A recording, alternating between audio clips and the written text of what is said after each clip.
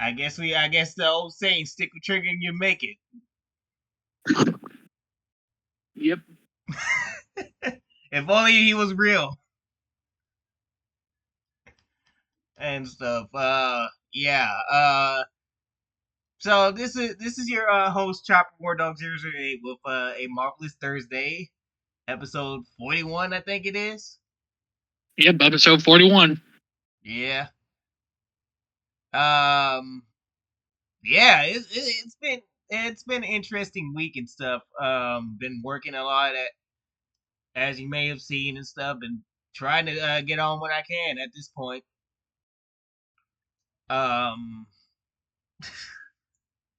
The Astros made the playoffs and stuff, so I'm expecting to have to be working during the playoffs. So I mean, at least the good news is that the Astros is might be taking on another World Series and stuff. So yeah, also focusing on schooling and stuff.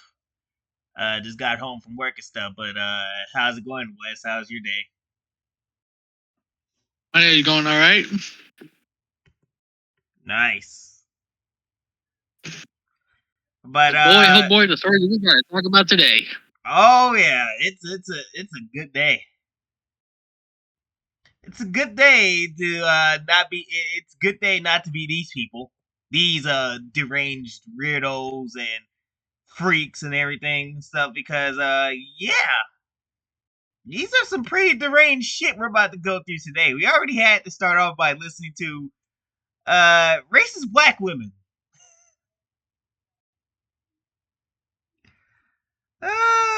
Shoot. It gets better, man. It gets.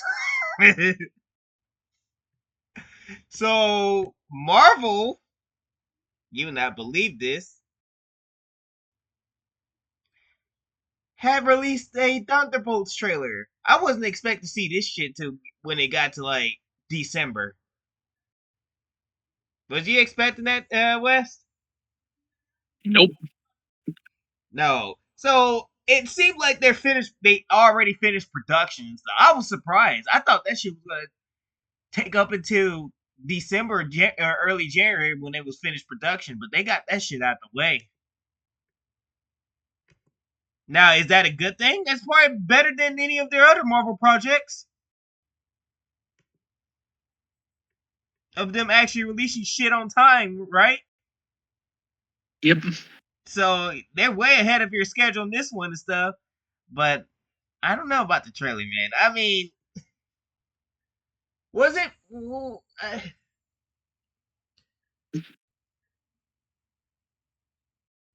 I don't know what to think of the trailer. So it was just like all I all I had. It was one word for this trailer: fun.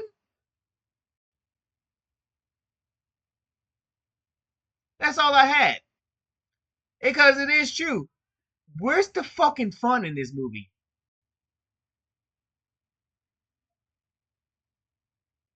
Like nothing in that trailer screamed hype. Oh, let's get ready for this team up of super. No, actually, they're not even superheroes. These are villains.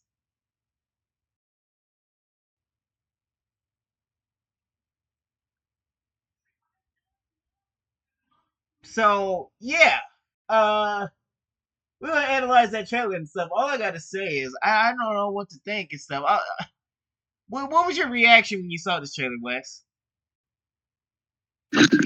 I was just like, okay, they dropped the trailer, but I haven't really watched it all the way through yet. Oh, okay. I did and stuff. I don't even know what the fuck to say, bro.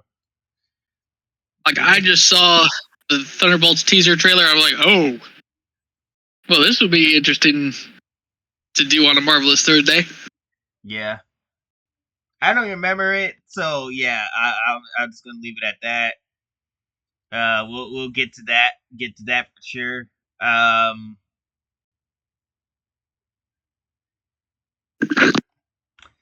we got Star Wars to talk about and stuff because the Rey movie is now on hold and stuff. which is interesting. But the real question is it going to be canceled? We'll talk about that later as we get to that and stuff. Then we got the poster to analyze too, the poster of the Thunderbolts trailer. So that's gonna be fun. Oh my god, Wes, I cannot believe I saw this shit. It's gonna be fun to talk about. Yeah, this shit right here. You don't yeah. You probably wondering what the fuck am I looking at? We'll get to that later. So I had to I had to get off of the internet after seeing that. That's all I'm gonna say. Um,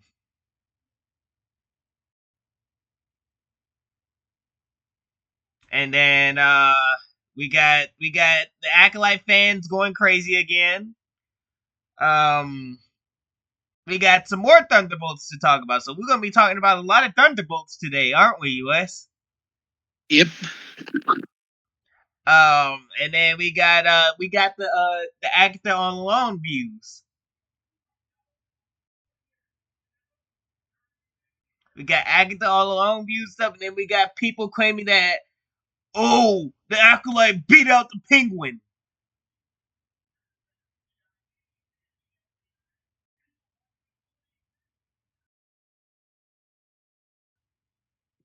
Or some shit like that. It's just stupid. Stupid ass people, once again, thinking that, we gotta find some way to get the Acolyte and Agatha all along to win. We gotta stick it to those haters. Well, we're about to debunk that shit today and stuff, so don't you worry and stuff. And we better not spend a lot of time and stuff, because we got something to watch today, West. Ooh.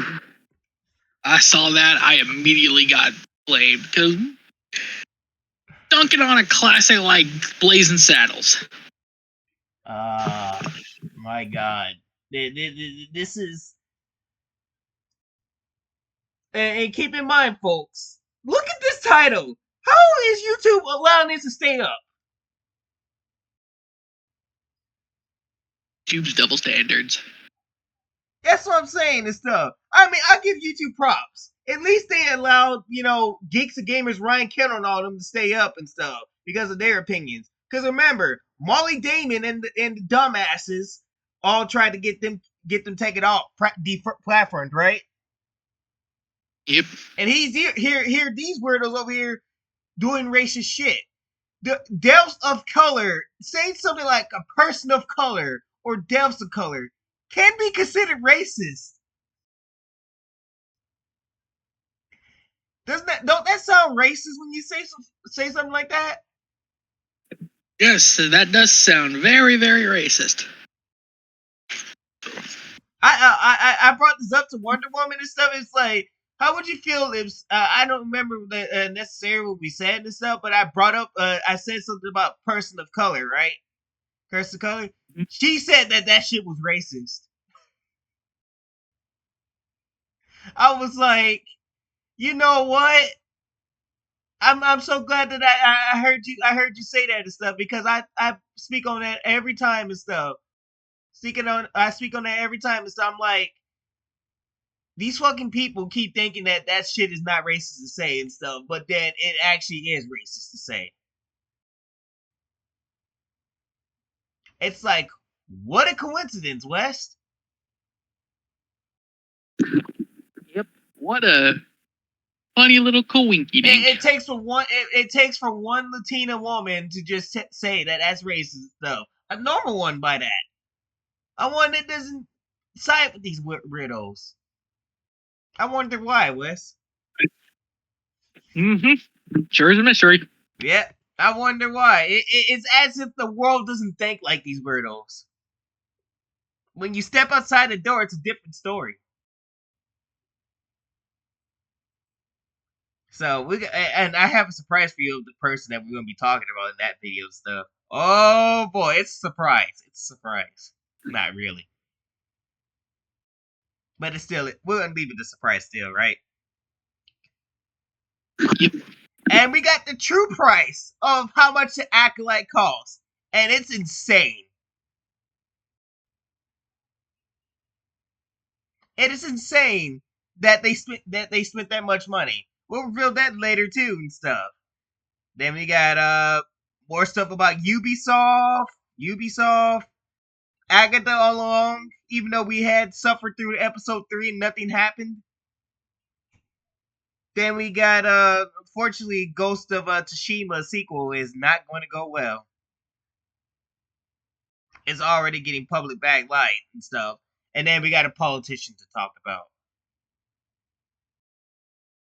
No, we're not talking about politics. We're talking about a politician who, instead of focusing on their country, who is and then let me get this straight, who is still at war with Russia. Am I not mistaken, Wes?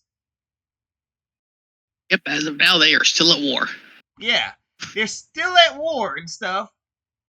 And this politician wants to waste his time focusing on pretenders instead of focusing on trying to end the fucking war. So he would rather spend his time on social media criticizing people because they come from a country. So we'll get to that in a bit and stuff, because I have a lot to say on that. And then he makes a deranged statement too to follow up that. And then we got Alyssa Mercante. Oh, you fucking girl. She done fucked up now. Wasn't in the headlines, so she said, I'm gonna get in the headlines. Yep. She sent a cease and desist letter to a YouTuber. And all I gotta say, it's gonna blow up in her face. Badly. Very, very badly. Yep. We're gonna talk about this and read that letter and stuff, because the letter is fucking insane. What kind of a lawyer would type something like that and stuff? You will almost think that this. To me, it doesn't. To me, when I read it, it didn't seem like a cease and desist. It seemed like a manifesto. It seemed like a manifesto and a threat, basically. Basically a death threat to a YouTuber. Basically telling this YouTuber, you don't get rid of this shit, and we're gonna come for your fucking life. What kind of a lawyer goes around doing shit like that? Like, if you call yourself a lawyer and stuff, you really should be investigating that type of shit like that. But we'll get to that later too. And then looks like Angel Reese got back into the headlines. People digging some dirt up on her.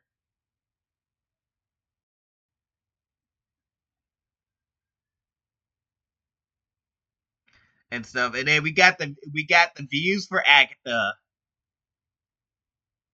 We got our views for Agatha, and I gotta tell you one thing, Wes. There's totally a lot of people watching this show. Yeah, totally. Oh yeah, totally. And stuff. So we'll get to that. And then Sweet Baby Inc is back in the headlines. Because of course they are. Why wouldn't they be? They just lay down and die. Yeah. Why wouldn't they be? I mean, obviously, you know, they're the ones that started up Gamergate and stuff, and they have nowhere to run. And then we got Ash Paris back online, so we remember her, right, from that little talk that she had with the two clowns, Sweet Baby and Black Girl Gamers. She's back in the headlines again. I guess they were fading out. And how many times we have to talk about this shit? So yeah, we're gonna start with Marvel, right? Marvel. Yep. Yep. So oh boy, it's just so much good shit. So much good shit right now. Yep. Let's start with the poster, right? Let's go analyze this poster.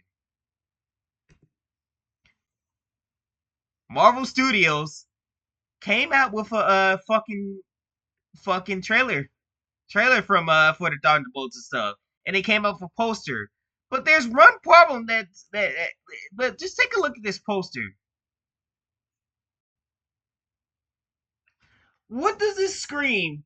I'm ready to go see this movie. We're supposed to be taking the Thunderbolts seriously?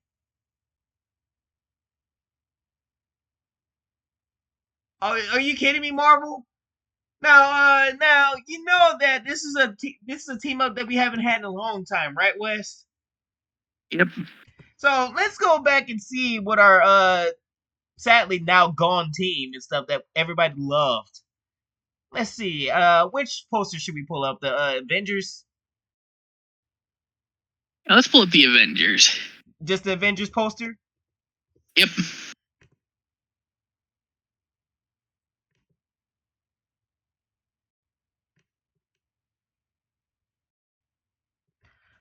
Now, take a look at that poster. That's not big enough. Actually, this is a better poster right here. Is there a way I can view this image? Yeah. Take a look at this poster right here, Wes. Man, that is a great poster. Oh yeah. Oh, that's too That close. made me want to see the movie. Huh? That made me want to see the movie. So many great characters. That's what a good poster does. Oh, let me see if I can. That's good enough. Look at that poster. Marvel Studios Avengers Infinity Wars. Look at this. You got the Hulk. You got Black Panther and Shuri, Black Widow, Gamora, Star-Lord, Drax, Mantis, Rocket, War Machine, Thor, Captain America, Bucky Barnes, Nebula. Look at this poster. Oh yeah, by the way, Iron Man and Thanos. And you got Doctor Strange and all them back here. This movie screamed money right here and stuff. Look how so life this is. How much full of life this is. Hey, you know what, Chopper? I forgot. How much money did this movie make? Oh, yeah. Let's go look up the box office for the Avengers Infinity War and stuff. Because it's almost as if you give great storytelling and stuff, you get great results. Right?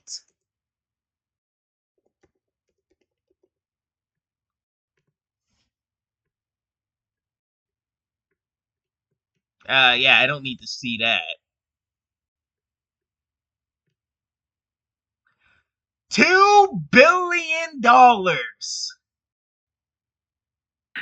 Wow, $2 billion. Who would have thought that making good things gets you money? Great storytelling and stuff. Great storytelling. You know, it's just it's like Marvel. You know, Marvel had us hooked in the 2010s because you gave us characters that everybody cared about and stuff. Every single one of these characters. Did I get rid of the image? No, I didn't. Every single one of these characters that are in here, people cared about. People cared about. They weren't destroyed. They were going into this from this proper buildup that they had before this movie came out and stuff, and everybody loved them. And to see them all coming together for one little movie to take out this purple guy. Look at this purple guy right here. Look at this handsome purple guy right here. Just to take him out and stuff, it is beyond me and stuff. That's the type of audience you want to cater to. This is the audience that gets you your money, Marvel. Have you obviously forgot about that? Like, everybody was hooked onto these characters. Why you think Black Panther did well and stuff? Why you think the Captain America movies did well and stuff? Why do you think the Iron Man movies did well? Because you built these characters up from the ground up. Doctor Strange did well. Everything. The Guardians of the Galaxy did well. Nobody was actually expecting the Guardians of the Galaxy to do well. When the Guardians of the Galaxy first got announced and stuff, everybody actually didn't have no interest in it and stuff. I remember hearing about it. It's like, who the fuck are these guys? Yep. People said, "Oh, they're scraping the bottom of the barrel with these characters." That's what I'm saying. Oh boy, we're proven wrong.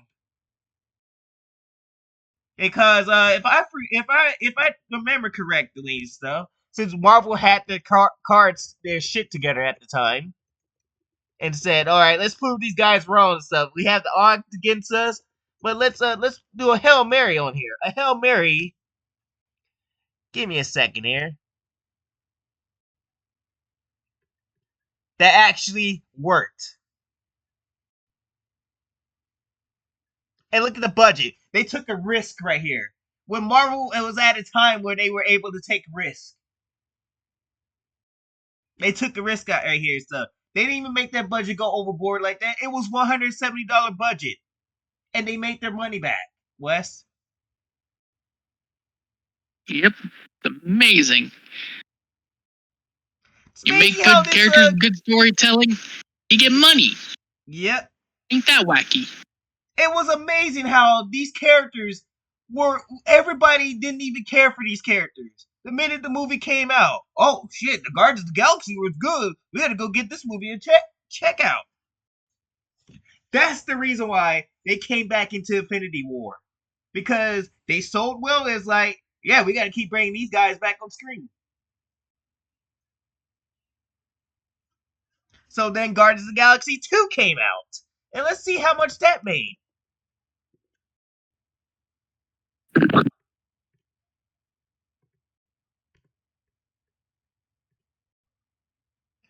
Damn, almost $1 billion, West. Look at that big increase. Yep. And Marvel said, "All right, you guys didn't do too bad last time. We're going to give you $200 million this time." Get his money back and stuff. And guess what? When Marvel was at its low point and stuff, guess what came to save the day in 2023 until a certain movie came out? Guess what movie saved the day and stuff?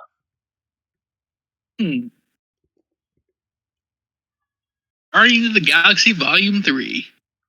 The only movie that made its money back from Disney. For Disney. The only fucking movie.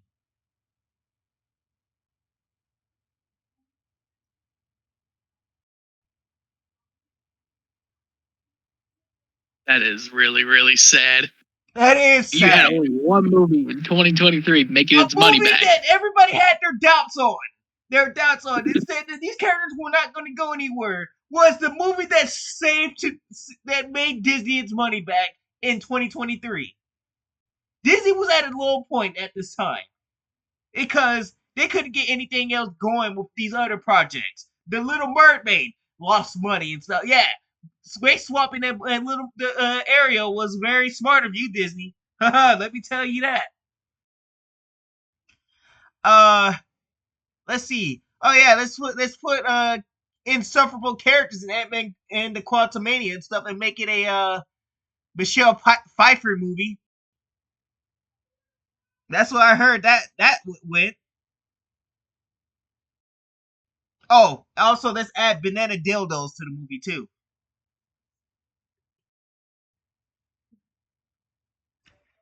And it turned out this was the only successful movie.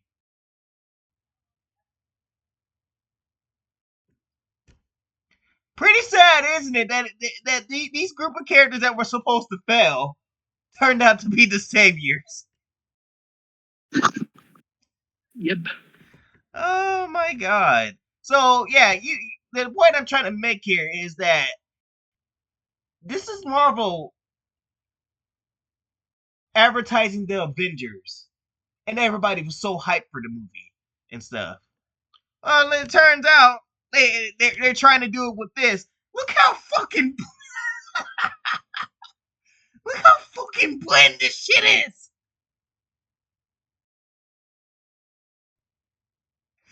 This does not scream anything of I'm sold. I'm What? ready to see this movie. Huh? Nothing about this poster says, "Oh, I want to see that movie." This is a poster that tells me I need to avoid this movie. It really does. Where's the fun in this movie? Where? Am I missing something, West?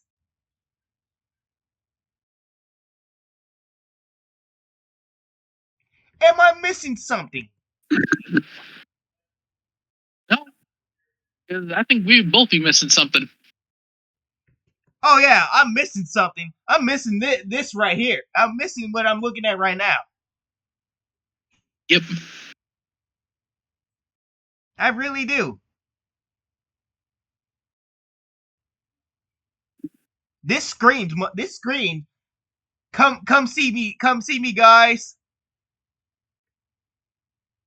Are you guys gonna come watch me? This right here just seems. Are you guys gonna come watch? Look at Yelena. You guys gonna come watch? I know you're gonna come watch if I just look at you. Elena's face is gonna be me the entire movie if I do end up watching it. I'm gonna have no reaction. Oh, and we can't forget that somehow Sentry has 6 fingers. Or Bob.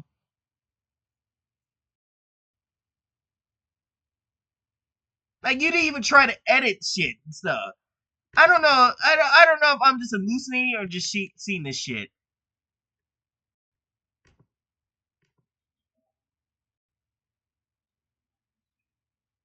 You see what I see? I see what you see.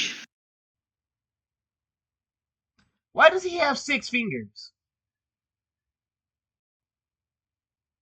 Look, you guys were so dog shit with your poster that we know that it's AI generated and stuff because this dude now has 6 fingers.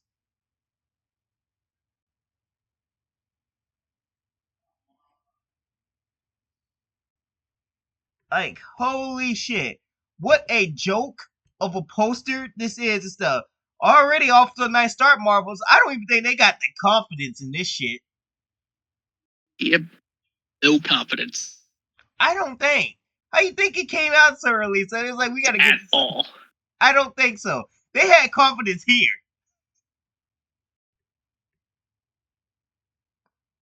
They had confidence here for sure. It looks like somebody actually put time and effort into this poster.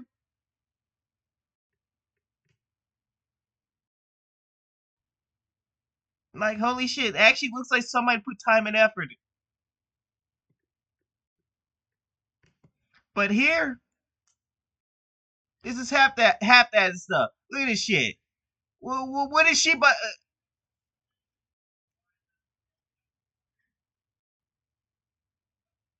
I can't even tell that that's her hand.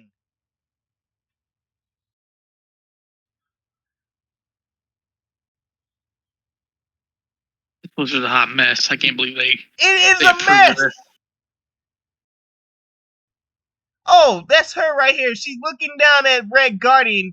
Looks like put him in a chokehold. Bucky's got the mag into his face. Are you trying to point the gun at him and stuff? You pointed it the wrong way, Bucky.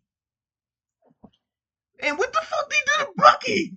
I have no idea what the fuck is going on in this poster, but Look at Bucky.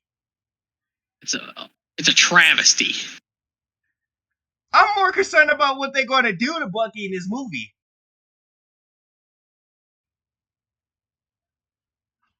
That's supposed to be John Walker right here, and so, oh my god. What is going on here? Okay, that's the Red Guardian's hand. He's trying to stab her in the fucking teeth. Good lord.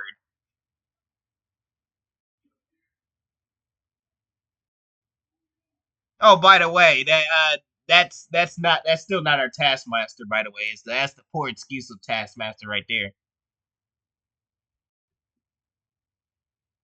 And so don't even get me started on that one stuff. I don't. What the?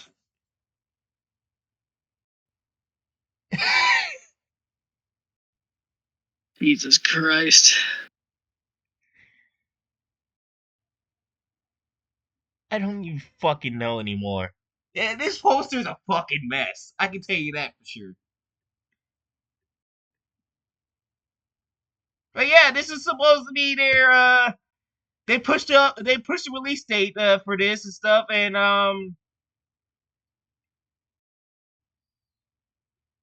they pushed the release date and stuff. Now it's coming out May 2nd. This was supposed to be coming out in July. And they are really having hope in this. You think that they have hope, or you think that they don't have no hope? It probably is a last-ditch effort, if we're being honest. They try to see how much hype it is going to be, and hoping that people are going to be ready for this movie. I don't think people are ready. This poster definitely is screaming this and stuff. I mean, I really am missing this shit. Yep. Hey, and stuff like this is what you call hype.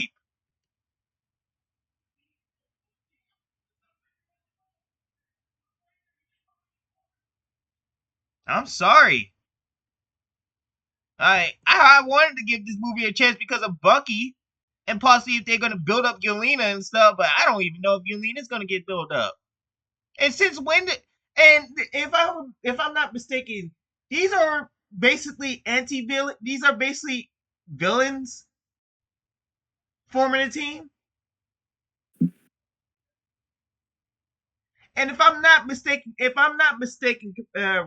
West, didn't Captain America and Natasha turn her human?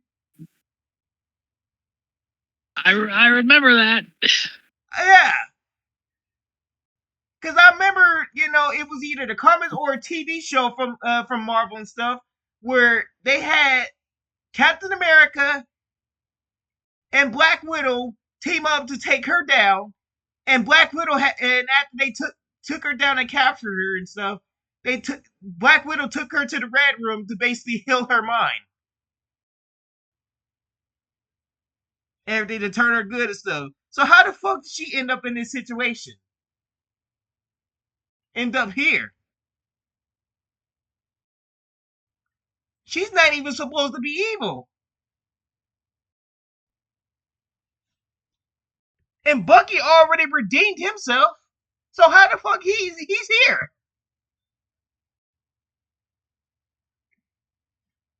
Do we care to explain? Did he already get his redemption arc in Infinity War? I remember. Yeah, that's him. He's here, right here. He was fighting Wakanda.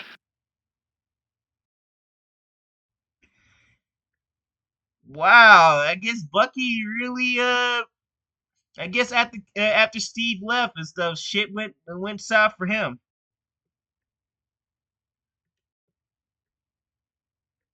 So we're gonna watch this trailer and just take it apart at this point. You ready for this, West? Yep.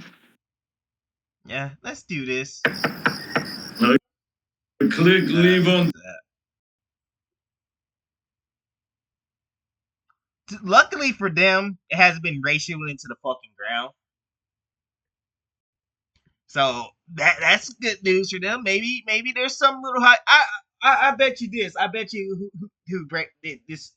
If this movie somehow does well and stuff, it's only because it was Yelena and Bucky that drew in the numbers.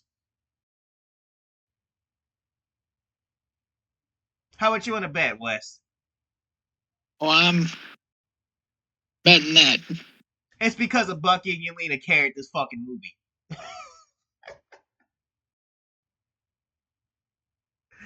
Everybody else, this ain't no go, man.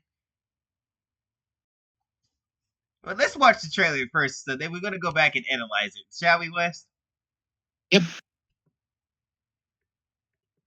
Porch. I click leave on porch. Your subordinates will be reported to... Why the fuck she looks like a boy? I have no idea. That Right off the back, I'm already just not. I'm already done. I'm already mentally checked out. I already mentally checked that. You done fucked her over again. You got Florence Pugh over here looking, don't even know what gender she is in this one.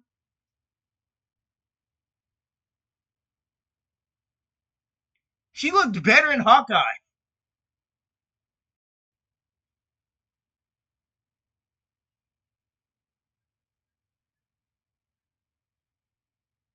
And so what I heard is that the reason why she's got that hair now is because it's replicating what that's the last time she's seen her sister wearing that hair, and that's actually I could confirm that and stuff because in this great poster here, that's the last time she's seen her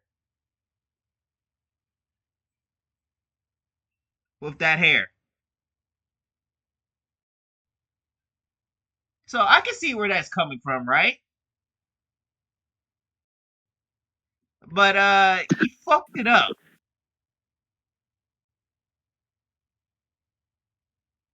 Like she just looks like a fucking flat out boy here. Yep. It's not Florence Pugh Pugh and stuff. It's Frank Pugh. DoorDash HQ.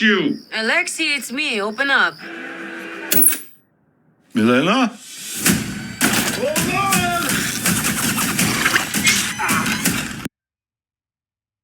They really had. I'm already lost.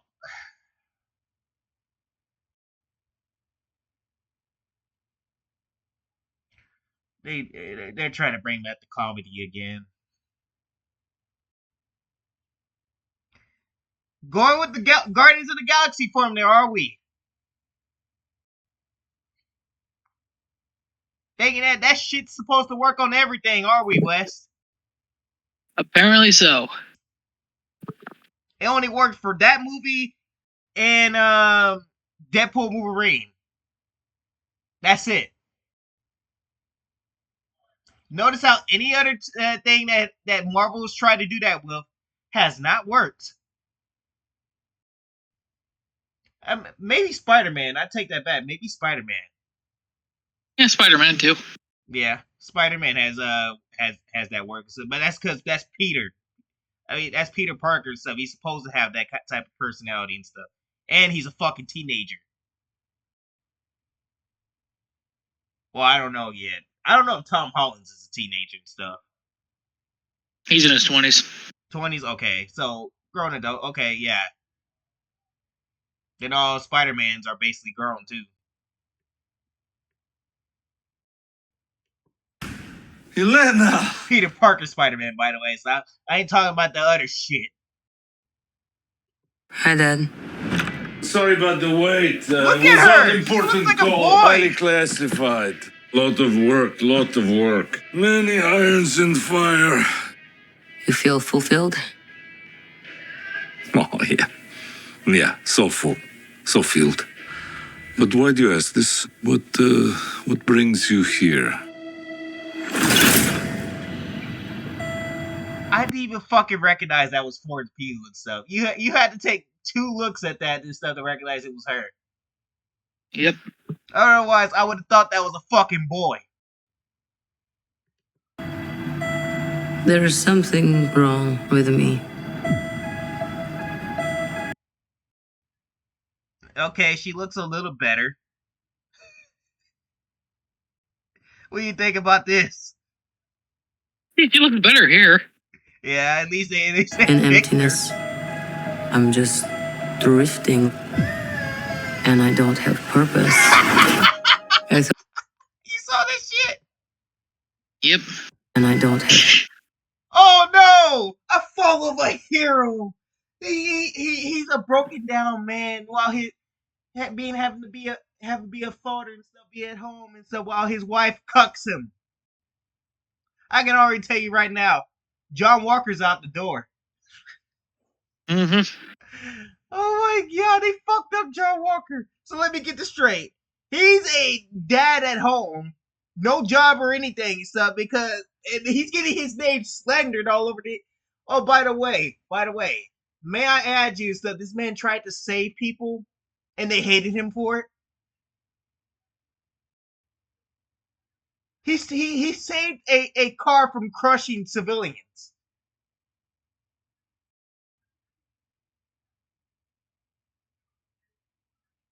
And he somehow ends up in this situation, and they somehow say full of the hero and stuff.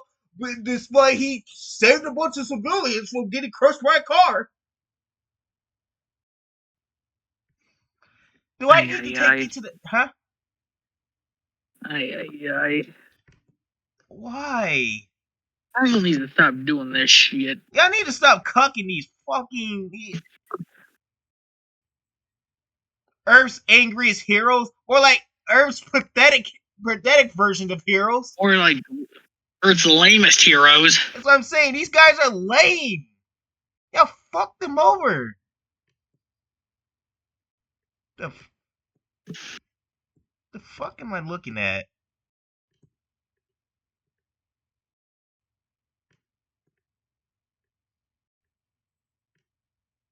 Oh great, I can't even scroll down.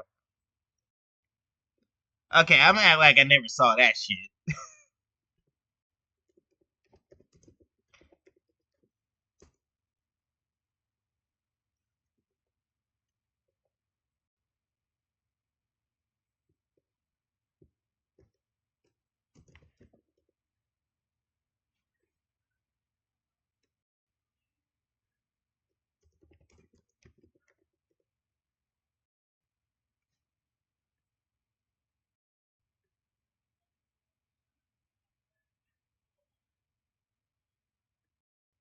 Let me see something.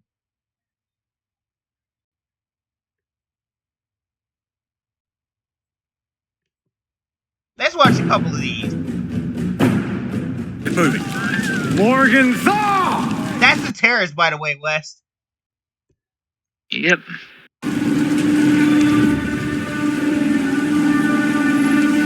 Let's finish this. I didn't mean to kill your friend.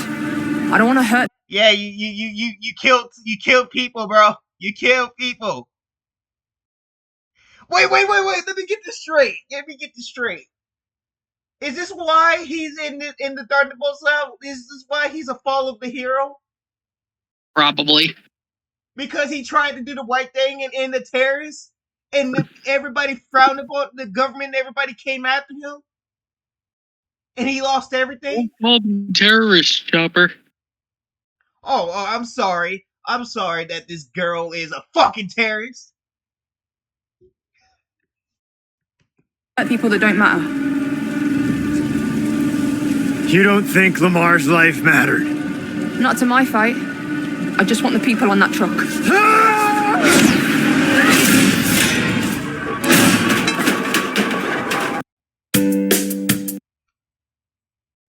I'm surprised they didn't cut her fucking foot off.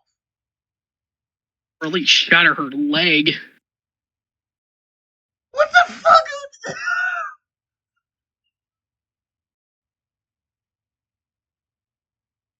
Seems to be having that chicken leg right now. That leg should be gone. Do you realize what's in that shield? Wow, I'm glad. I'm so glad I didn't watch this show. I'm so glad I didn't watch this show. I would have hated every minute of it. What they fucking did to the Captain America shield. This shield that is sitting on my wall is pointless.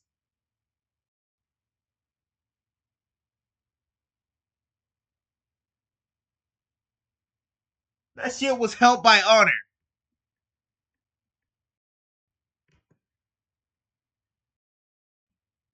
My God, dude.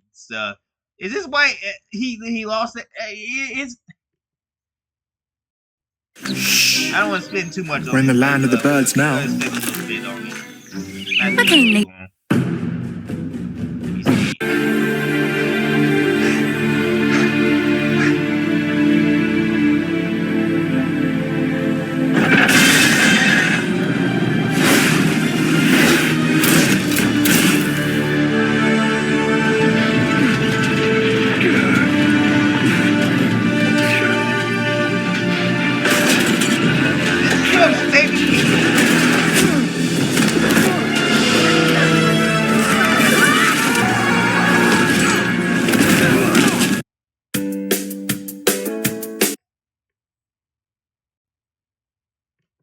but he's a bad guy, right, Wes?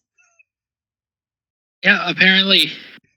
Oh, by the way, I want to point out in that previous scene where he was talking to Kalari, she said, "I don't want to hurt people that don't matter."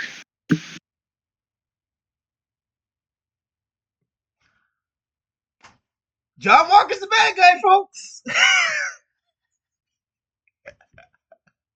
The U.S. agent that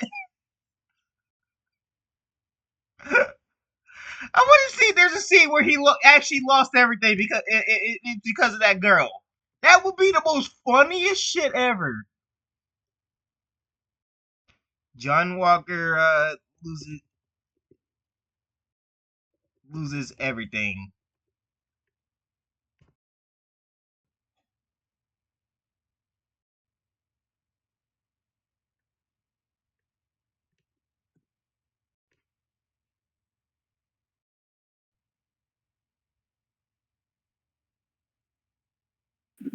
I think this is the one, Wes.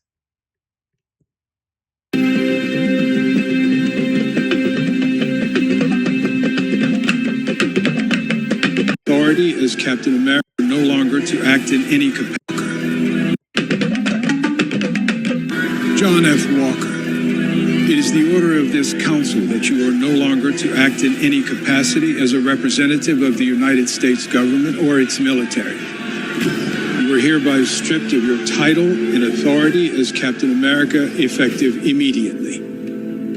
Senator, permission to present to the council testimony as to the circumstances of the incident. Circumstances of the incident have been considered. It's only because of your previous exemplary service to this country that I'm recommending against a court-martial. With all due respect, Senator, I don't think you understand the gravity of the situation fully, thereby have misunderstood the circumstances. This is not a negotiation. I understand. This is a mandate. I'm just asking to be heard. It is a mandate. I understand that! I understand that! I lived my life by your mandates. I dedicated my life to your mandates. I only ever did what you asked of me, what you told me to be and trained me to do, and I did it. And I did it well. You will be given an other than honorable discharge, retroactive to the beginning of the month. You will hold no rank in retirement and receive no benefits.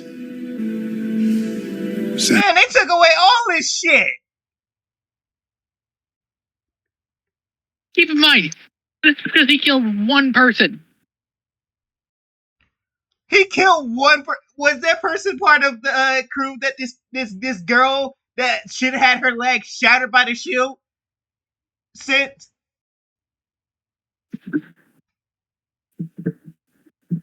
Is that what happened? Yep.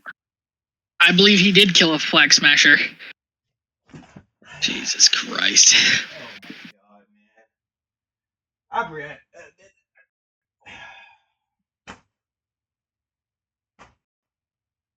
Don't bang your head on the shield again.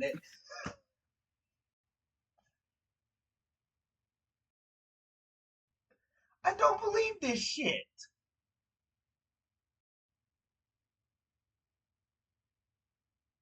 Oh, God forbid that girl kills people and stuff. Oh, she killed people and stuff. But Joe Walker can't do shit like that. Yeah, God forbid we call the person who killed a whole bunch of people a terrorist.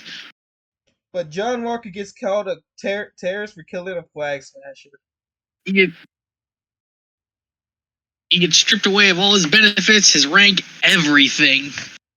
Marvel, how stupid can you get?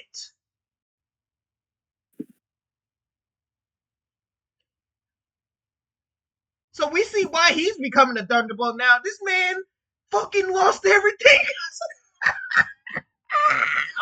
Because the fucking he felt pity for the flag snatchers. Oh, this is unreal. This is unreal. I don't believe this. I wish I had watched that show so I could just laugh how bad it is. Wow! And then they did a hit piece of, oh my god! You know, I used to hate John Walker. I thought he was just some kind of a mockery. I feel bad for the man now. But yeah, the more you look into it, the more he was the most sane character in that show. I feel bad for the fucking man now. Steve Rogers would have been proud of him. I didn't realize how bad this man had it. Oh, and this is exactly why Steve was right about the Sokovia Accords. The government would use Avengers in the way that they used John. Oh, they're going to do it and stuff. I'm telling you right now, this government's taking over fucking Marvel. I think it's gonna get really bad from here. So they're showing pity for terrorists and stuff. I can only imagine what the Avengers are gonna have to go through. Who even knows? Oh my god, man. Wow. And Ross became president because of that shit too. The world thinks he's some kind of hero and stuff. When if anything is he did fucking damage to heroes. That's what he did. So I think what we're gonna find out, Captain America: Brave New World. I mean, not what the fuck is that title at this point? I think what we're gonna find out in Captain America: Brave New World is just how bad he made things for heroes. Oh my god, they really fucked over every single hero because of Callie. Don't call them terrorists. Don't call them terrorists. I'm too scared, Wes. I'm too scared. Now if Captain America comes back, if Steve Rogers comes back, he's gonna get fucked hard. He might even be stripped of the Captain America rank. Something that he brought into this world. He brought into the world. Keep in mind, this is a World War II character, by the way. It was Hank Pym. Who was it? Who was it that was at the time with Peggy Carter? Was it Hank Pym? No, it was Edward Stark. It was Tony Stark's dad. It was Howard Stark. Yeah, Howard Stark and a couple other dudes with Peggy Carter and stuff that created that and stuff.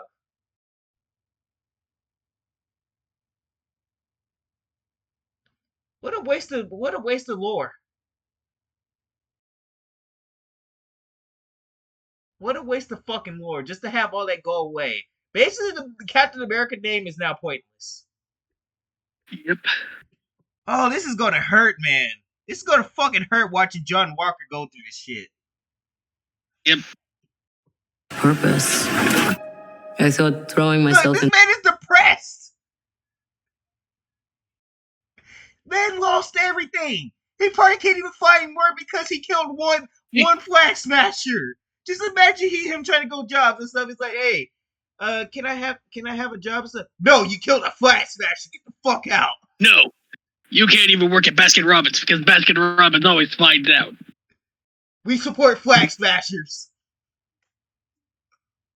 They aren't terrorists, but you're a bad guy. So we gave Sam Wilson the mantle because of that shit. Right, Sam. This Captain Sam, America don't call them terrorists, Wilson. Huh? Sam, don't call them terrorists, Wilson. Steve Rogers and John Walker would have lost the Captain America mantle and stuff because they would have killed the terrorists. That's what you're telling me? I can't wrap my head around. I really don't know what to say. All right, let's just continue on. We're getting off track. Yeah, we're getting off track. I've tried it. into work was the answer.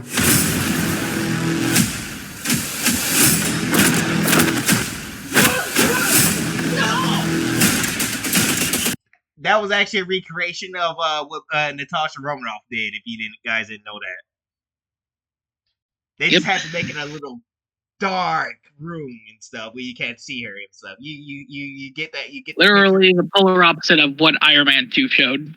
Yeah. Bro, Marvel, you're not hiding anything by doing this. So we know that came from Iron Man 2. I'm not slick, Marvel. I think what they're trying to focus on, this is why I said Yelena and Bucky, they have a lot riding on them too. They're trying to think that, since these are two more well-known characters and stuff, we had to use them for nostalgia. So this was nostalgia right here. So we already seen nostalgia moments right here. Yep. She went full Black Widow instead of the White Widow. I still don't like the fact is that she took over the Black Widow, where she has literally her own mantle. That's why she's called the White Widow. She could create her own legacy. Yes, she could show some resemblance to Natasha to pay tribute to her and stuff. But she could create her own legacy. Natasha would have told her that.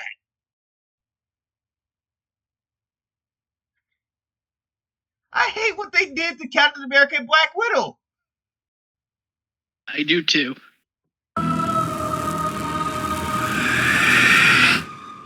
With your feet on the air, your head on the ground.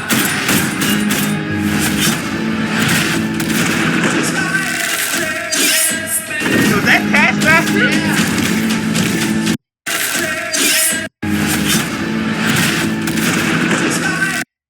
That's Taskmaster, by the way. That doesn't even look like Taskmaster. That's what I'm saying. At this point in time, Taskmaster's gone out the window. And by the way, might I forget to add that it was a man during the fight scenes. And then they didn't even try to hide it when they had the woman reprise her role. So there was a scene where Taskmaster's chest basically pumps out, basically showed that it's a fucking woman. But if you see the fight scenes and stuff, you don't see there's no chest there. But I didn't waste my time with that movie. I did and stuff because being a Black Widow fan and stuff, because thanks to Scarlett Johansson's role as Black Widow, which she did a damn good job. I personally think that she did a damn good job. A lot of people say otherwise. I fucking couldn't believe my eyes. That second half of the movie. That first part was not bad.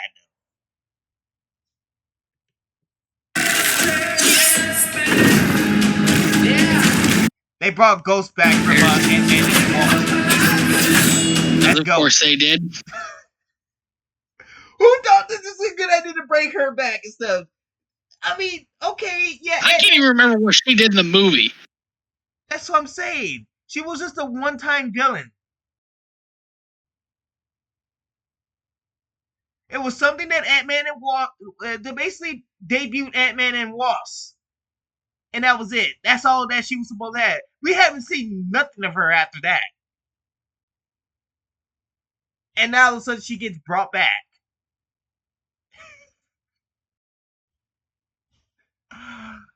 Oh my god! Taskmaster and Ghost already not spelling recipes for disaster in this movie, by the way. Yep.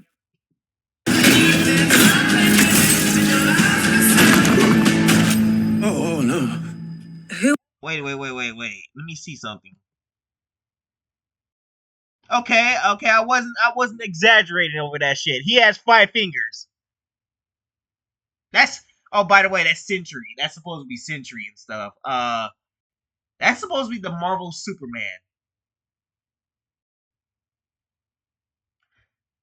First of all, why were we not introduced to him earlier? Why now he has to show up? If he's supposed to be if he's supposed to be Superman, why the fuck is he in the Thunderbolts then? What the fuck did he do that got him into the dark? Oh, oh no. Look what he's wearing. Jesus Christ. I can already take a guess of what this story is gonna be. His story is gonna be about. They fucking look at him as a loony bin man and stuff, and fucking locked his ass up.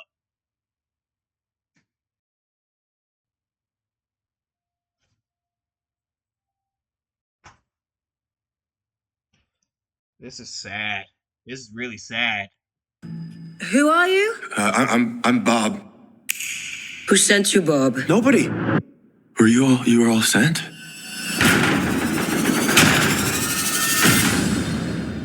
Everyone here has done bad things. Not John Walker! Shadow ops. Robbing government labs. Contract kills. Yeah, so? So, What the fuck? Everybody here has done bad things. So, John Walker's crime for killing one terrorist is a bad... I knew it, Wes! I knew it!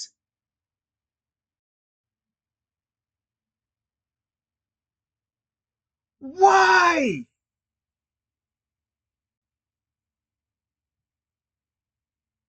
Wes, this trailer is so hard to get through. I didn't realize it earlier stuff. I had a blank expression on this trailer and stuff. But now really deep diving this up, now it hurts Wes. It hurts Wes. I knew I did something wrong. someone wants us gone.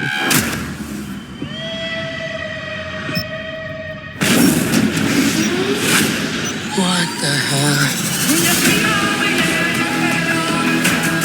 We're brought up with this belief that there are good guys and there are bad guys. What's the plan? He pulled his arm out of the dishwasher? Really? Really? Are you fucking... That there are good guys and there are bad guys. What's the plan? We really stooping that low to fuck Bucky up? Wow.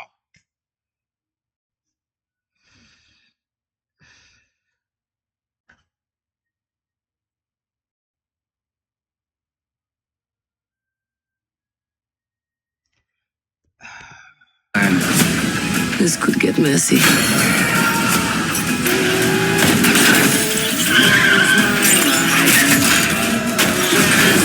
But eventually, you come to realize that there are bad guys and there are worse guys and nothing else.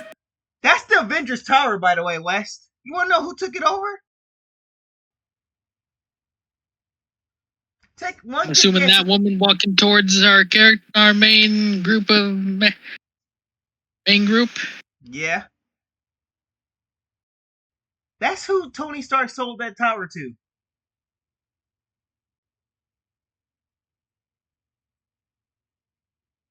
I don't believe this shit. You mean to tell me out of all the people who could have purchased the Avengers Tower, it went to this woman?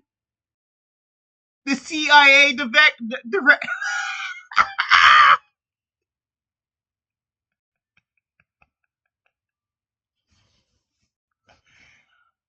Oh my lord. God save the Marvel Cinematic Universe, man. This team Kevin Feige you don't want to.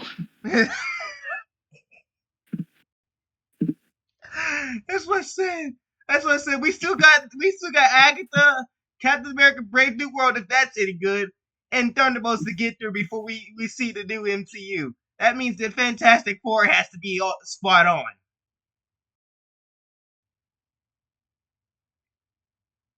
Like, you had a hit. Like, I can't make this shit up. You had a hit, which was Deadpool and Wolverine. What you were supposed to do, Marvel, to say that Marvel was officially back, was have hit after hit after hit. This doesn't look like anything that's going to be anywhere close to being a hit after hit after hit. This looks like this just a one-off. Deadpool and Wolverine was a one-off. It was an outlier. I knew it. That Deadpool Wolverine was going to be an outlier.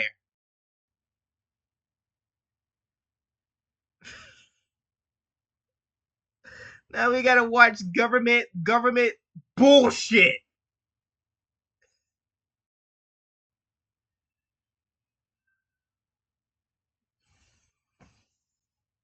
This is why I say you do not let governments take over heroes. This is why you don't let them take over heroes. You see what they fucking do now. You seen it now, Wes. Yep. They support terrorists and stuff. Meanwhile, Kylie's over here getting away with murder and stuff, but John Walker be damned if he be reckon fall of a hero, I guess. Look at you. So adorable. I'm gonna fucking. That's my expression I have for this movie right there. Thanks, Elena. I'm gonna fucking hate her. Yep. With a passion. I'm gonna fucking hate her fucking passion. I can already tell you this right now. You know, I was actually cheering. So when I saw Black Panther Wakanda Forever, I was actually cheering when she lost some of her men from Namor. Yep. Remember that helicopter when they were trying to escape and stuff? Then Namor had crashed that shit so hard into the ocean. Yep. I was actually cheering that on. I was like, Valentina get nothing but envy from me. So adorable. Fuck her.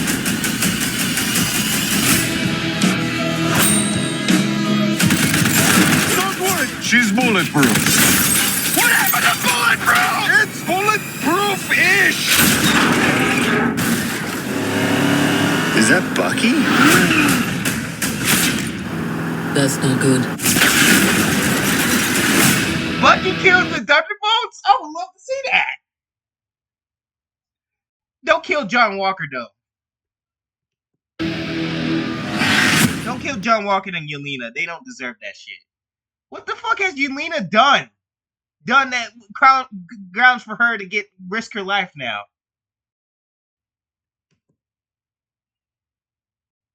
Okay, yeah, she tried to kill Quentin Barton and stuff, but that was a misunderstanding and stuff, which is understandable. Other than that, I can't really. What the fuck is this? Now, Rest, I'm glad you told me we had to analyze this trailer. Because now I'm like, what the fuck is this shit? It's a mess of storylines. Trying to build up, be together and stuff. We don't even know what some of these characters even did that was wrong.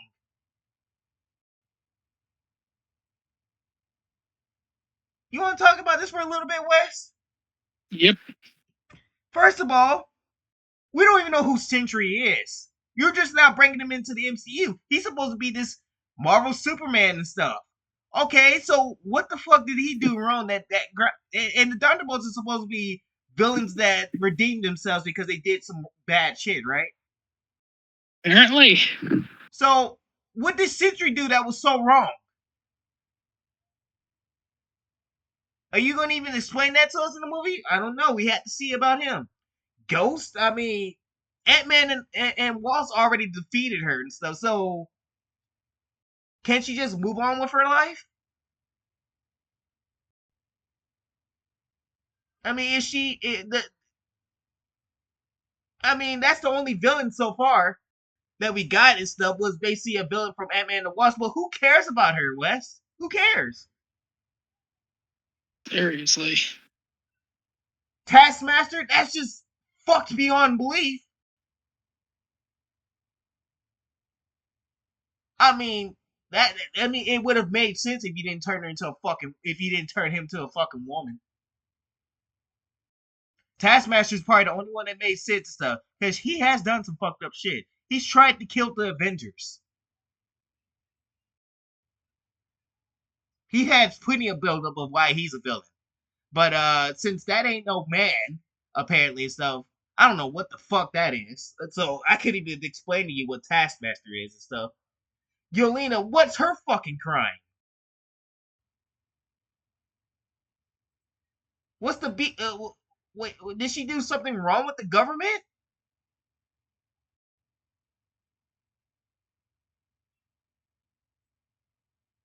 I mean, if anything, she's a hero. And so she's helped her sister try to take down Dragunov, right? I think that's his name is. Yep. She's helped her sister in missions. Saved her sister. Saved her sister too. They worked together, stuff. Even fought Taskmaster. Helped Natasha fight Taskmaster, and she somehow now the villain is the only thing that she kind of did wrong was tried to kill Quentin Barton, but that was all a misunderstanding and stuff, and Quentin and her talked it out. Because I mean, that's understandable. I would, if that was my sister that got killed like that and stuff, fell to her death and stuff, and then that person was in the facility. I honestly would like to know what happened to my sister. Would you blame her, West?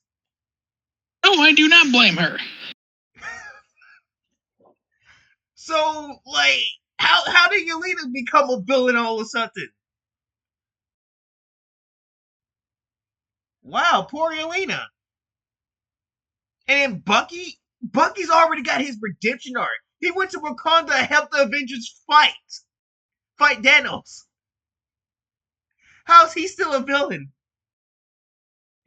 The only crime he's did is that, which was even his fault, he got brainwashed by Hydra. That took for the Avengers to save him, and so Steve, Natasha, and Nick Fury to have to capture him and save him, regain his mind back. That's how his arc was ditching stuff, and he wanted to redeem himself by joining the team and going to fight Thanos. That's his redemption arc. So how the fuck he ends up in this situation? What did he do that was so bad? This makes no sense. And what about Red Guardian stuff? You have anything for Red Guardian, West? Nope. So basically another non-villain, basically. I don't even think he's really done anything. And he's helped Natasha and Yelena in missions too.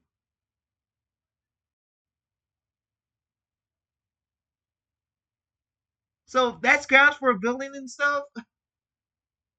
This and John Walker, we don't even need to explain his situation stuff. This is all because of him getting accused of killing a fucking terrorist.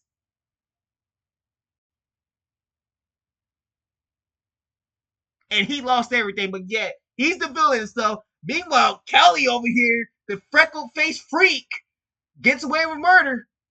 She's the innocent one. She gets let go. Wes, we spent too much time on this. I do want to see a clip to see if she actually got away free. If they somehow honor her as a hero. Can we check that right quick, please? Yep. Okay. I promise. This shit is just bugging me to hell right now, Wes. I'm sorry. It's all good. It's bugging me to hell and stuff. I hate what they did to the Captain America lore.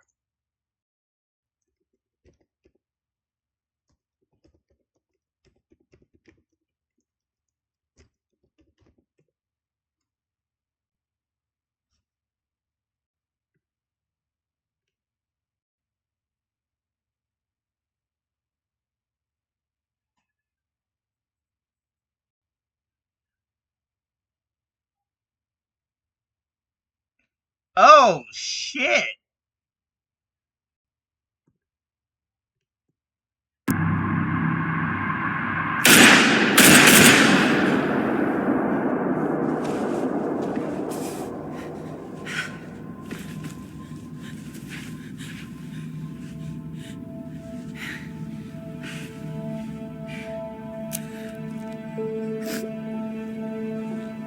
I'm sorry.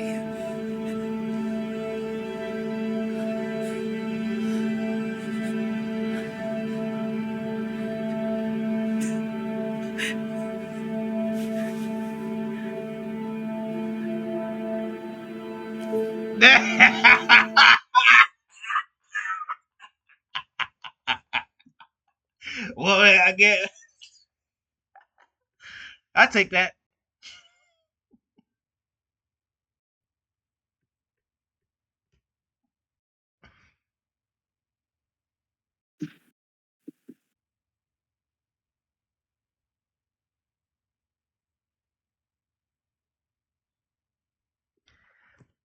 Well, West, I guess that sums up that theory, doesn't it?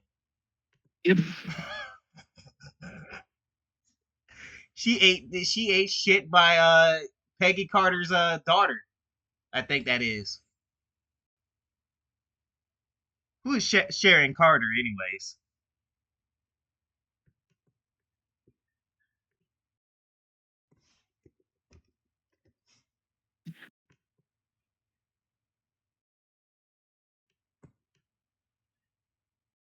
Ooh, she's a beautiful woman too.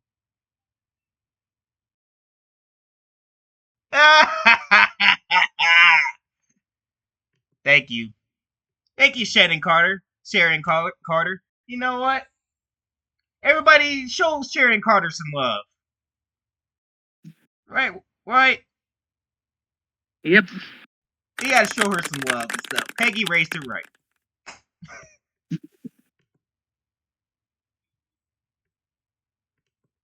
Thank you, Sharon. I didn't see that one coming, Wes. Neither did I, but I am so glad it happened. She fucking killed her. I bet you after that she was villainized, though. Yep. I bet you. I bet Sam was probably like, "What have you done, Sharon?" That's what I'm saying. Sam was. Sharon got shot too and stuff. Why don't you go check on her? Yeah. I don't care for Sharon. Sharon just shot the terrorists. I don't like seeing terrorists get shot. Motherfucker. She is a fucking terrorist. Sharon is the victim here. Did she even die? I'm hope that she didn't.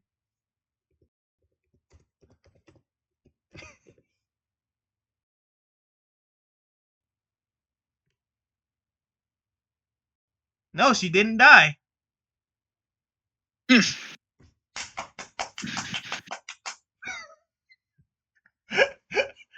Okay. I'll give the props. At least Sharon doesn't get the way of the dodo bird. Sharon survives her wound.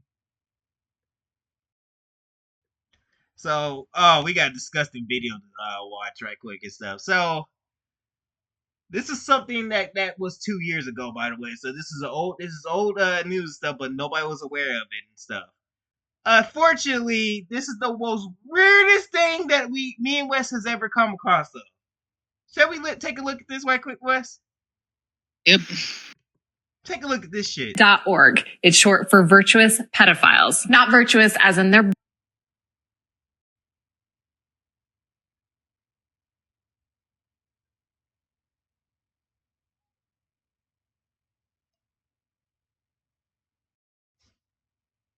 Oh my god. How the fuck? What type of time we are living in right now? Like, seriously. What type of time we're living in? We're really gonna praise pedophile. Don't finish it. We're gonna praise PDF files.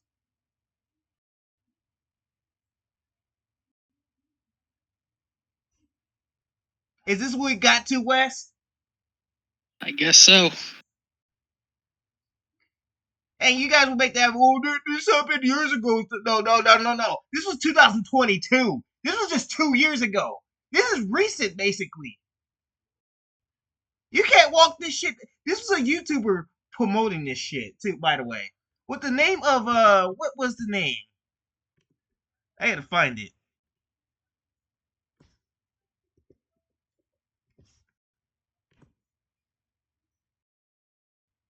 Yes. This channel right here was promoting that shit.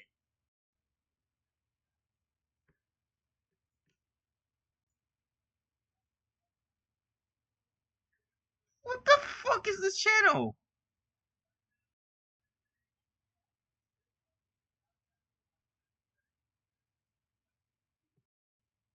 Yeah, this is the channel that advertised this. Well, let's take a look at this. Better than everyone because they're attracted to children, but virtuous like having moral standards and a sexual orientation that they have no control over, like the rest.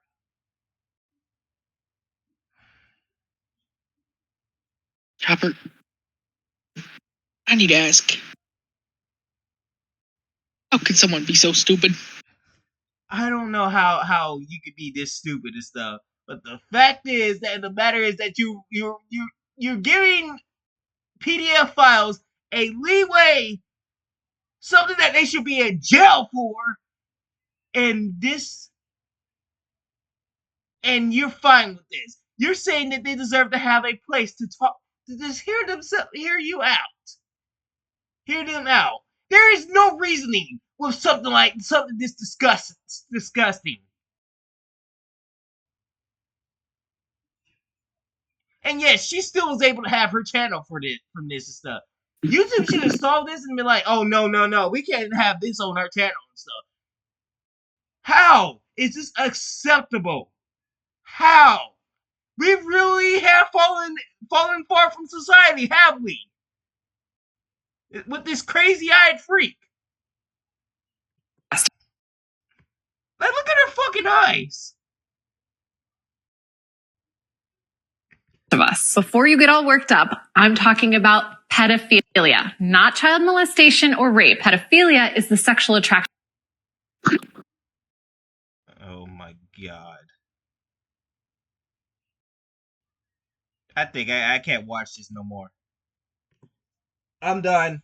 I heard all I need to hear. I don't want to get monetized or get into trouble.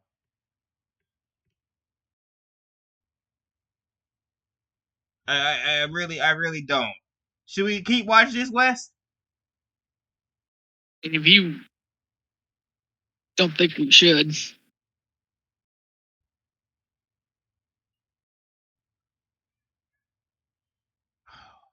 honestly, it's up to you. But either way, she is gonna be saying some stupid shit.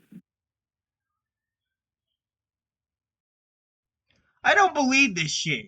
To children. It's a paraphilia. There's Oh my god. a link to more information about it in the description. Videos I've made in the past explaining the kind of human diversity and development. Melissa. Human diversity? What the fuck?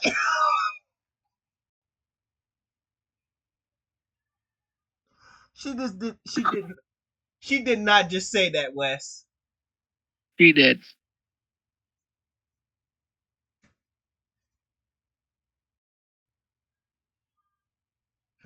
YouTube, please do not come after me for this and stuff. She used the fucking R word and stuff in her videos. How's this video not taken down?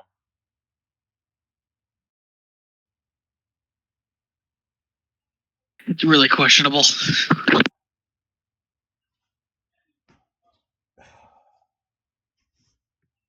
Molestation and rape are different. These are abusive actions that often have nothing to do with attraction. Many child abusers are actually sexually attracted to adults, but they act out on children. Meaning you probably don't object to pedophiles because you're compassionate and rational, but you may loathe child molesters and rapists because they violate people. I personally try not to judge either. .org. It's short for virtuous pedophiles. Not virtuous as in they're better than everyone because they're attracted to children, but virtuous like having moral standards and a sexual orientation that they have no control over, like the rest of us. Before you get all worked up, What the hell did we just watch?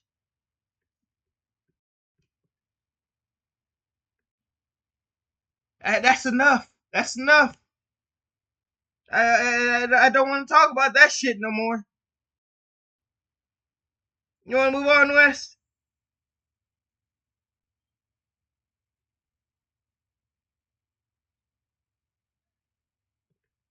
Oh, oh my god. I really hope that this video... Oh my god.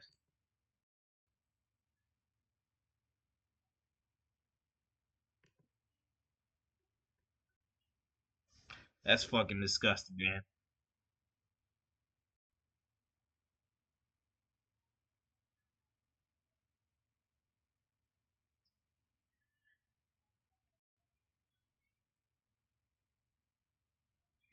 Give me a second here.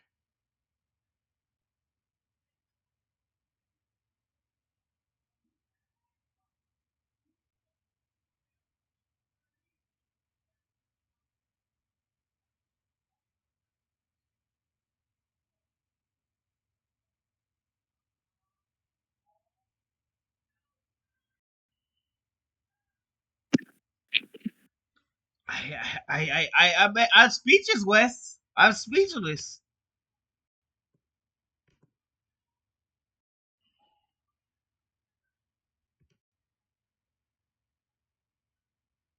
I'm speechless. Yep.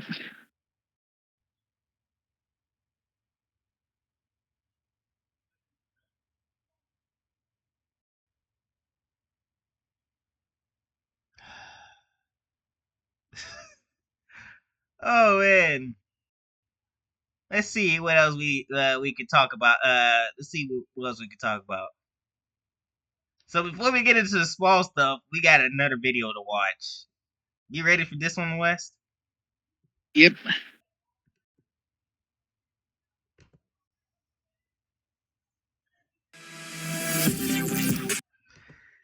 So, ladies and gentlemen, this is another Sweet Baby Inc. employee and stuff. And my God, they emphasize enough on how much they want to destroy the video game industry. As clear as day. We're gonna watch through this and see how bad it could get. How bad it get and stuff. It's gonna be very bad. It gets very bad and stuff. Like you think that I need to get me a drink or a snack here so I can eat it while watching this idiot. But it's 28 minutes long and stuff. Hopefully, me and Wes can try to get through this. We haven't been successful getting through these insufferable rants. Yep. But meet the Sweet Baby Inc. employee. Look at this weirdo. I don't even think he know. They know. I don't even know what this person is, Wes.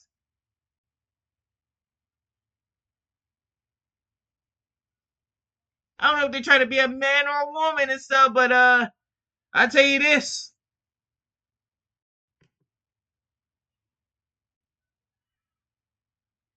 It's a nose ring freak, by the way, too. Why is it always these people, man? Why? Yep. There's nothing wrong with getting a nose ring and shit, but holy shit. It seems like the majority that gets a nose ring and stuff turns out to be deranged idiots. Oh my god, man. So yeah, this is Cameron Wild. Yeah, he's part of the Sweet Baby Inc. Fuck Fest. And look at this title. This title says it all, Wes. This title says it all. How to Get Away with Murder.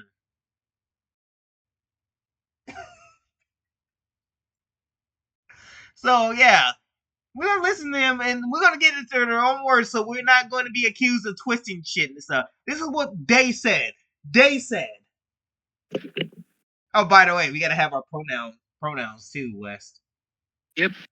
So yeah, that's another ad and stuff. So let me go get a snack right quick, and then we're gonna watch this fool just make a fool of themselves.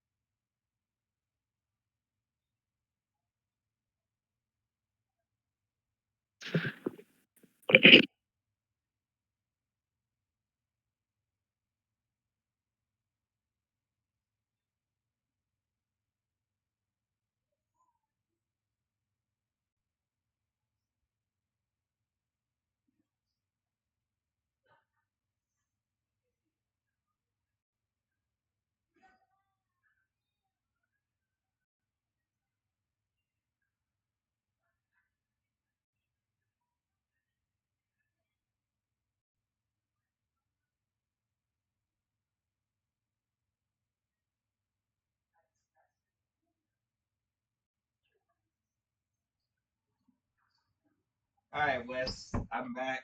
I'm ready to do this. Just look at her smile. She looks high as fuck. He look. I don't even fucking know. They probably are. Huh? They probably are. Yeah. Attend or watch this talk, How to Get Away with Murder, Subverting Genre Expectations. My name is Cameron Wild, and I'm a narrative designer and sensitivity reader with a company called Sweet Baby Inc., based out of so-called... Dun, dun, dun!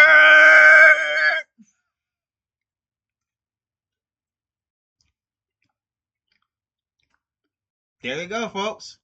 Sweet Baby Inc. is involved again. It gets better from here, Wes. Montreal. These are some of my co-workers. We haven't met a lot of these people yet, so we just met her. You know who that is. We just met her. Where's that other dude that tried to get Kabrutus canceled?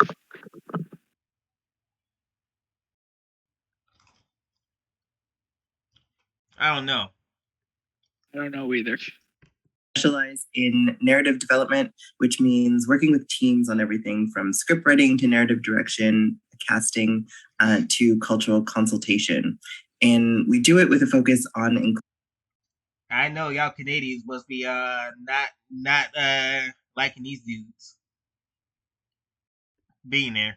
Inclusion, but also on creating joy through storytelling. So as for my own story, I took a really long and scenic route to my current role. I studied acting, I worked at the National Film Board of Canada, I toiled in data mines at a giant software. Quite terrible acting, so it seemed like the acting didn't go the way that she wanted. They probably looked at her acting and stuff, and they probably looked at their acting and stuff, and then they said, "Oh yeah, you can't get into Hollywood." Wow, Hollywood, that's pretty racist of you. Why you didn't let them in? They're right up there at your alley. Yeah. I mean, why stop now? Maybe Hollywood's learning. Company, and I even did 2 tours at film school, which is 2 more times than I would recommend anyone attend. But sometimes you only know you've made a mistake until after it's happened, and sometimes you only know once you've made it twice. You're making a mistake right now. You make a mistake by exposing Sweet Baby Inc. I thought y'all wanted to stay hidden. It taught me a lot about. You know what I think, Wes? This is an old hat at this point and stuff, by the way, and stuff. This happened a year ago. So they probably thought, this was before they got the name on the news. This is August 12th, 2023. So they probably thought, with them being able to lay low, they would be able to say the shit and think nobody was going to notice and stuff. Well, it's now coming back and bite y'all in the ass and stuff. But I bet you regret doing that, didn't you? But I see that it's not that you don't regret it, sir, because you can't, because your leader came back and tried to play victim card. So what a coincidence, Wes. Honestly, they learned nothing from this. What makes the story engaging, and maybe more importantly, how not to structure stories. Which isn't to say that you ever really learn anything, but it's been helpful as I've started to really navigate through the games industry. Because the stories we tell each other are way more than entertainment. They're how we create, debate. Nice. You just exposed yourself. Right there. See what we mean, Wes? They don't care about entertainment. But first of all, let me finish my cookies, and then I'll comment on your stupid comment.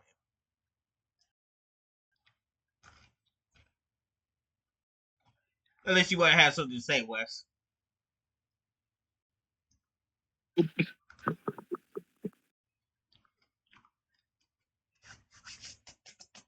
I'm finna flame your stupid ass. First of all, you idiot. Entertainment should be the first on your list. it should be the first thing on your list of stuff. Meaning that you should at all times tell us good storytelling and all that shit and stuff. You gotta put it in your little diverse and stuff. Give us the good storytelling while you with that. But don't try to do this bullshit and stuff. See, you really failed. You really gave yourself away when you said that entertainment has nothing to do with it. I like that. And preserve our collective values and beliefs.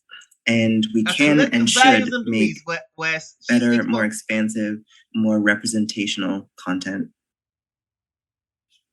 So, cool.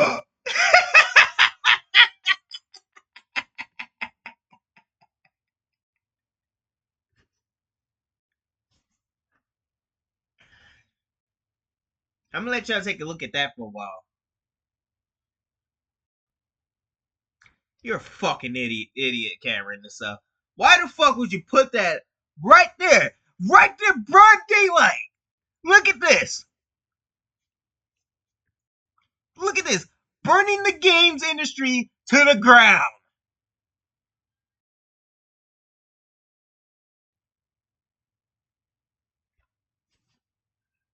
You didn't even try to hide it. You didn't even try to hide it. So you just gave it away. How dumb can this person get? We want cooler stories, a safer world.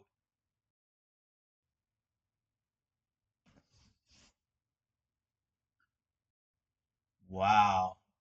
I'm impressed. I'm impressed that's what you put that in the PowerPoint. Why the fuck would you put that there?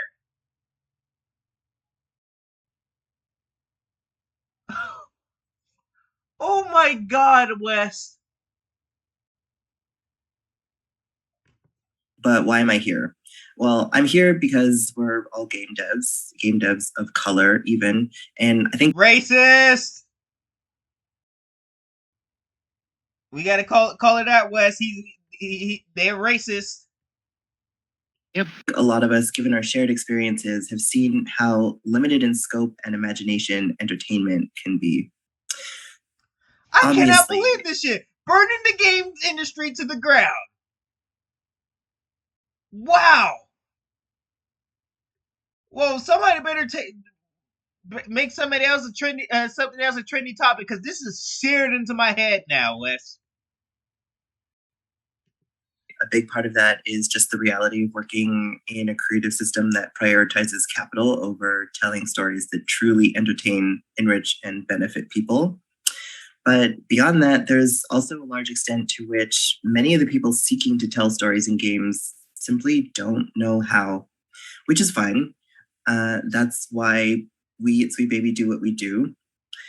But we hit a wall sometimes when it's not just that creatives don't know how to tell a story well, it's that they want to tell a certain story, and a certain story that often they're unequipped to tell. And when I say unequipped to tell, I don't mean in terms of resourcing.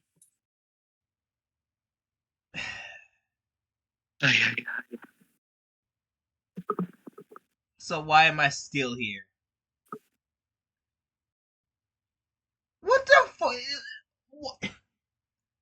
Did they really think that nobody was gonna see this shit, West?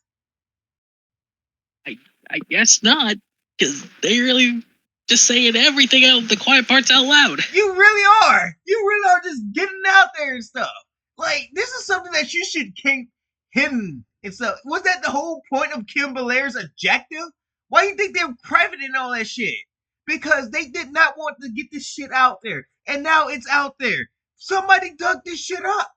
They really did. This is something that happened a year ago that surfaced at least a week ago or 2 weeks ago.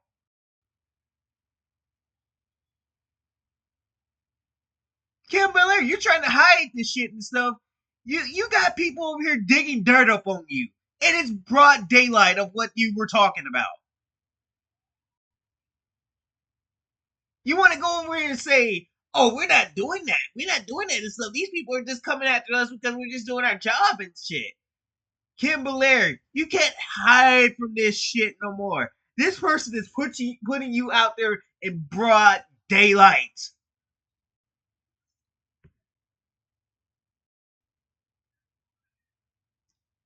You can't hide this shit no more. Oh, it gets even better from here. I Watch mean, this. creative people or teams who want to tell a story, they don't have the identity, perspective, experience, or empathy to tell, and who don't want to feel the discomfort that arises when they realize they've reached the limits of their abilities. What, the I'm sure Twitter, you've met many the 2%ers on Twitter? Yeah, totally.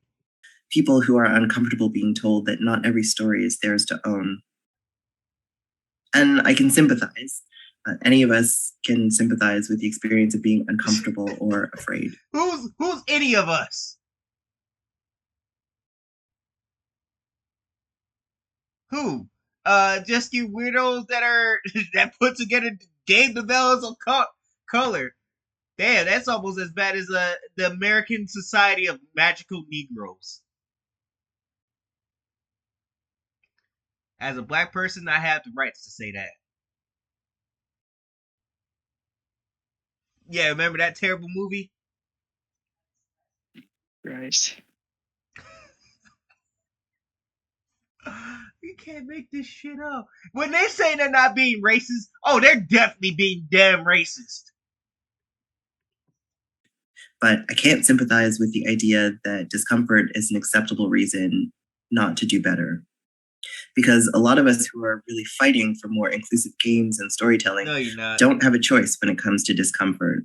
A lot of us who are just existing don't have a choice. Which makes this really hard often. Because a lot of them just want to live their life and stuff, and they don't want to see themselves or shit like that and stuff. Guys keep making them look bad. So you over here thinking that they want to be seen and shit is not the way to go, man. Like, y'all need to leave these guys out of it. This is why I said these extremists keep trying to make these people look bad, man. The people that are LGBT and stuff and shit, making them look bad and stuff. They just want to live their life. Whatever the gender that they feel happy with. Whatever the sexuality they feel happy, their preference and stuff. They like it and stuff. And they can't even do that because of these freaks right here. It's so fucking retarded, Wes. Oh my god. I've started realizing that I feel like I'm just that discomfort, at this point. or the place where whiteness doesn't have to live, is where some of the best stories are told. You said whiteness does not have to storytelling live? lives. Genre storytelling is where some of the best stories are told. Realizing that discomfort, or the place where whiteness doesn't have to live. She fucking. This is racist. What? How the? What? What?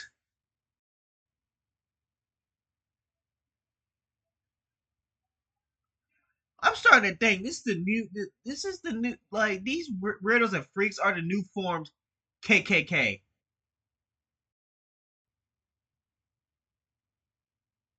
I'm not making this shit up.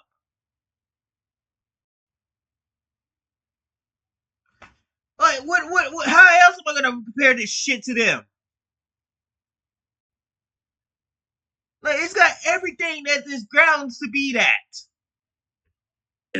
Is where some of the best stories are told. And it's where genre storytelling lives. So I call this talk How to Get Away with Murder, because when you do genre well, it's about going deep into that well of discomfort and telling a story that has teeth and pushes boundaries. Huh? You understand anything she's saying? Nope. No. And allows. Yeah, apparently going into discomfort and stuff. No. It's called great storytelling and giving us good characters that we all could love and relate to and stuff. It doesn't matter what the fucking skin color of that character is, by the way, too, and stuff. Prime example is me liking Chopper. Chopper is a white ass dude. And I'm a black dude. But I can relate to him because I do kind of have that personality of Chopper in real life. People have called me out for being a motor mouth. Chopper has a motor mouth. The only difference is that shit got him killed. I didn't die from that yet. No, I don't think I'm going to and stuff. I'll be careful. I know to be careful and stuff. But that's a war game. But I'm just making examples here and stuff. So I mean, the fact is, I don't need to see myself in a black character. A black character so that is over here with a Killmonger haircut and stuff. I'll be fine whatever race it is and stuff. Like I said, Chopper's a white dude. He was a lovable character. I love that guy to death. No homo, by the way. He's just one of my favorite characters. So what's your fucking excuse here? I wanted to see this. Kind of. Do you have any examples of your favorite character, Wes, that you relate to?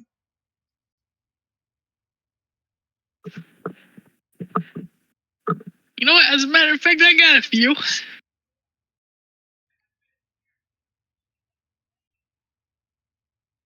You got characters like Han Solo. You got Han Solo, yep.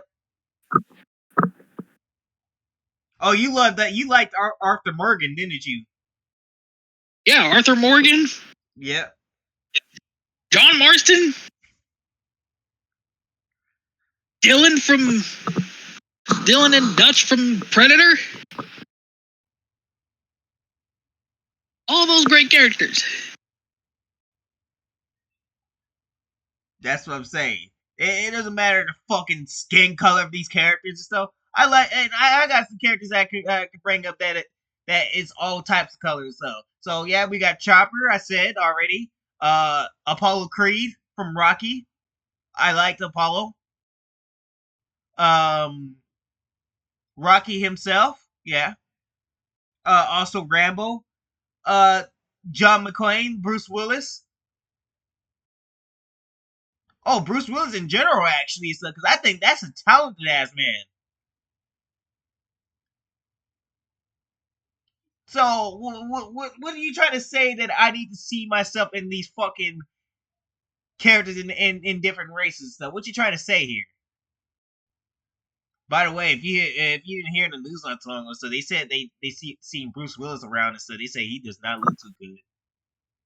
Yeah, he really does not. Damn. But the fucking guys are just over here like, we may not have long with the Die Hard legend. So I'm like, bro, just let him fucking live. Like, I don't think that man needs to go around looking at, huh? I don't think that man needs to go around looking at articles saying that he doesn't have long to live.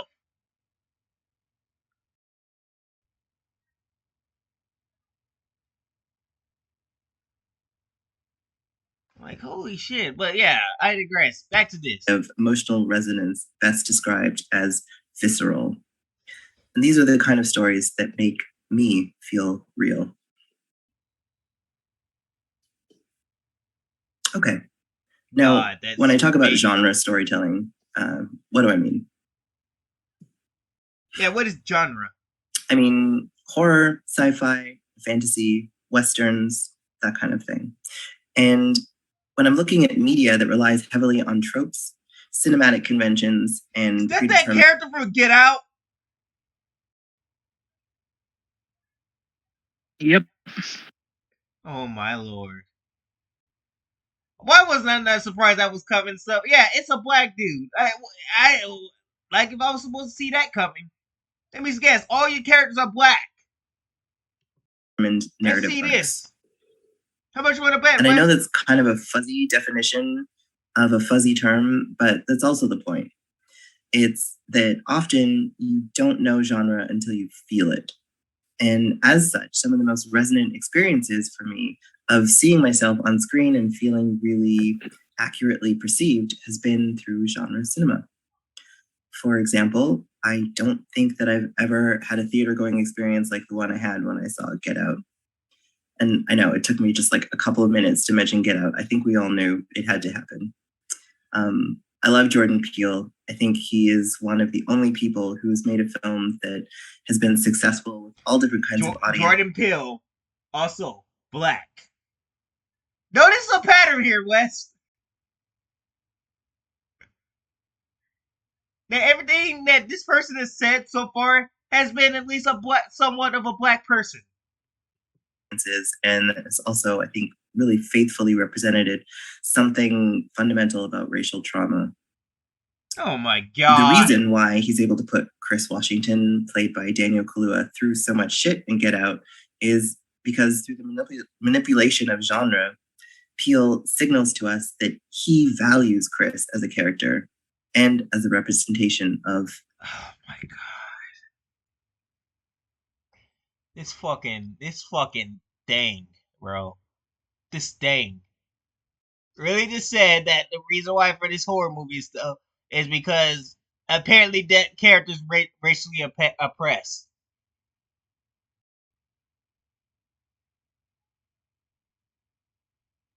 It's a fucking horror movie. Did you see Get Out, Wes? I did see Get Out, as a matter of fact. Did you remember anything about any oppression that happened and stuff? Not that I can recall, no. I just remember it being a horror movie. What the fuck's it? Oh my god, bro. You cannot make this shit, man. You cannot make this shit up. Taking literally Jordan Peele's context out of context, out of style, bro. And saying that, oh yeah, it's because he was racially oppressed by that white woman. That white woman was the villain and stuff, if I remember. Yeah, her family were the villains. Yeah. They're just fucking serial killers. It would be sad to say for Texas Chainsaw Massacre.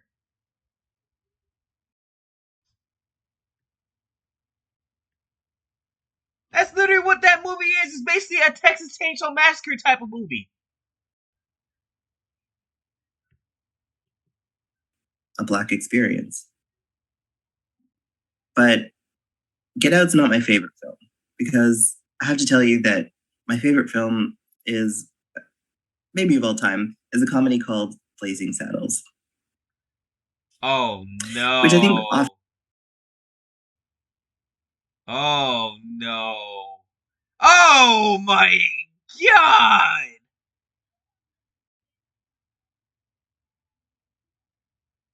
This is what you were talking about, Wes? Yep. I didn't even get... Oh, it had Gene Wilder in there.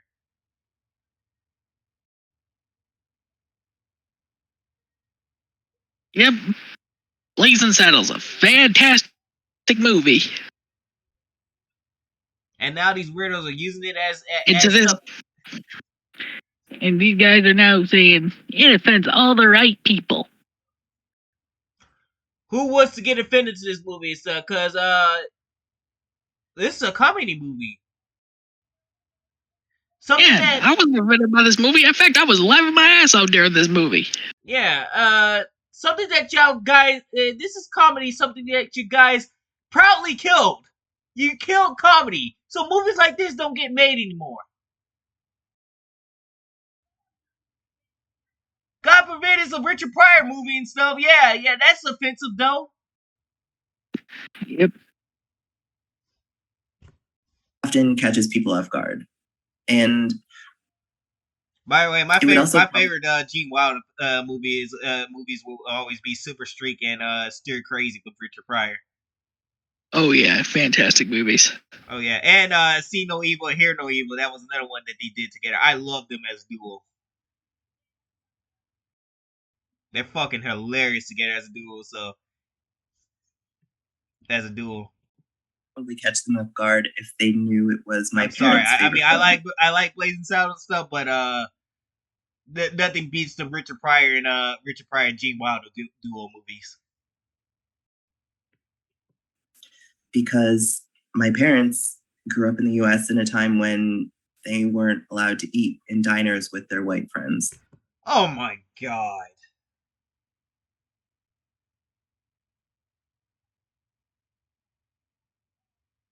What the fuck are you talking about at this point? At this point, you're just rambling on about anything you find and stuff. Apparently, that's supposed to offend us, West. Yep. Oh, I was totally offended, man.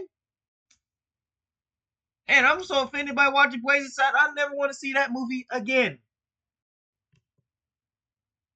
That's sarcasm. The reason I love it is that beyond some truly classic Mel Brooksian slapstick humor and fart jokes, Blazing Saddles is extremely aware of social inequality and finds its humor in that darkness, which means I can laugh in a... You think Mel Brooks will look... Is he even fucking alive today? Yeah, I'm pretty sure he is. Hang on, You let me think look it up real Mel quick. Brooks would even know anything about that and stuff? I think he was just trying to entertain people. Yep. Would care about shit like that? Jesus Christ, Mel Brooks is 98 years old. Holy shit. And he's still living June now. Yeah, June 28th, 1926. Damn.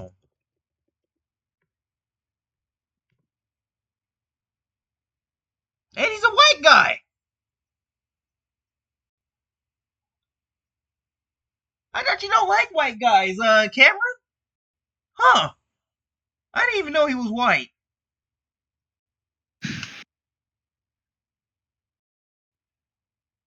That's pretty funny, Wes. Yep. This is a white dude. You plays a white dude and stuff. So what the fuck are you talking about? Social inequality and stuff. Yeah, this dude is white.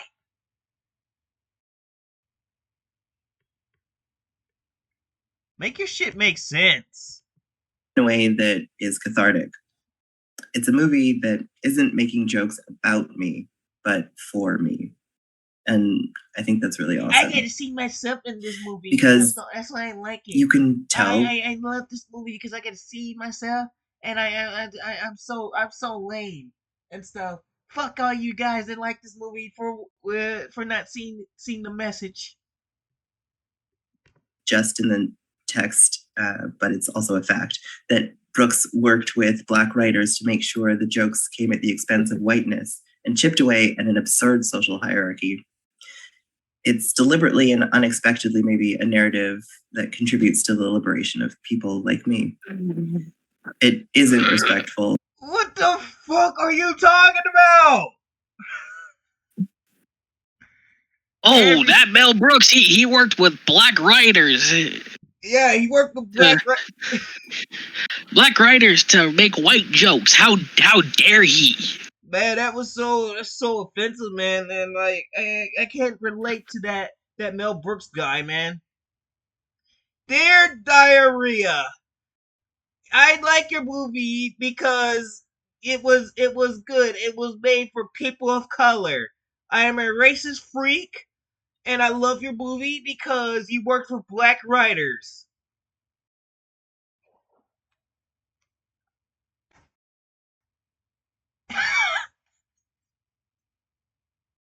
Yeah, let's forget that he worked with Kevon Little.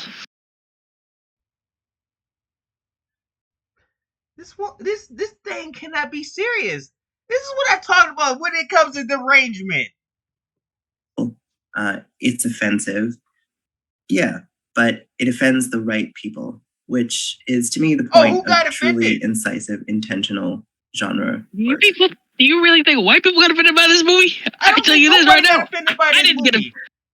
I can tell you this. I didn't get offended by this movie. I would love this movie. It's one of my favorites. That's what I'm saying. No, arguably probably my favorite Mel Brooks film.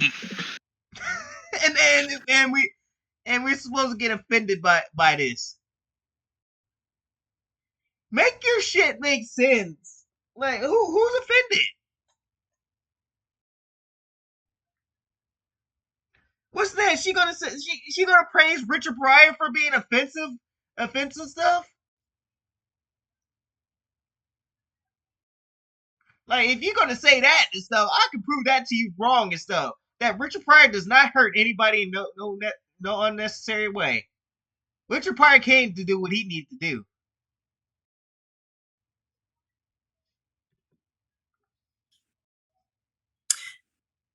Which brings me back to the aim of this talk.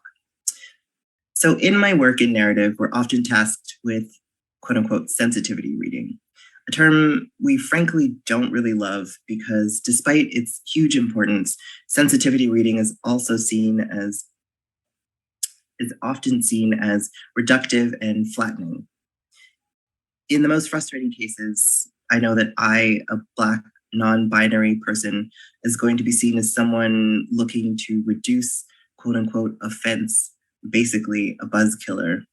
They assume that I'm going to want less violence, less discomfort, or some kind of coddled, boring, or nice story, when actually it's really the opposite. The purpose of sensitivity work is not to tell easy stories or boring stories. It's to tell stories that resonate, that fire people up and excite them, take them on journeys. Notice how every single one of these sees a Black person? Yeah.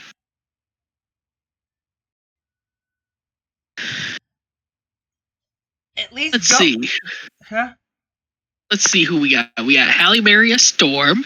Got Samuel Jackson in Pulp Fiction. I believe that's Whoopi Goldberg in that one. Yeah, that's Whoopi Goldberg in Ghost.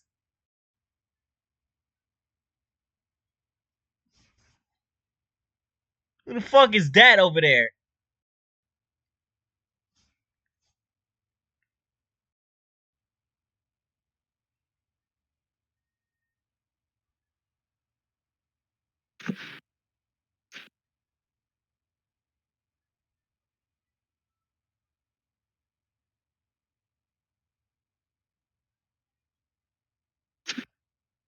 Jesus Christ, I'm reading into this paragraph right here, and it is hurting my brain.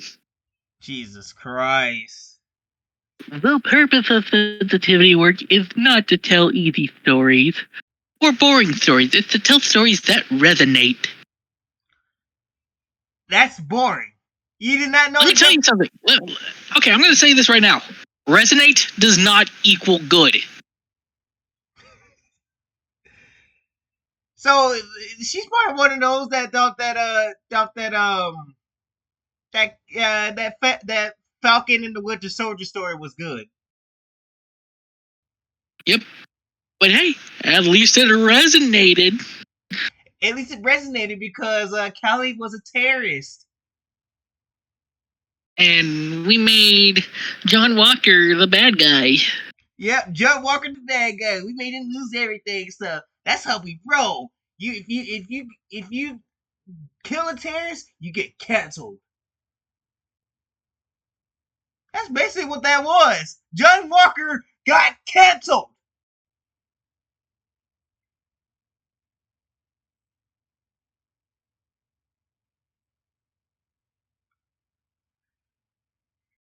But this is the type of stories that what does the fucking Storm have to do with anything? Nobody never had a problem with Halle Berry as Storm in the story. Storm's always been Black. So what you trying to say? People like Storm. Do you know why? Because she's a great character. Yeah, she was a well-done character. Like, what's this? Oh, we hate Storm because she's Black. No. Storm was already liked.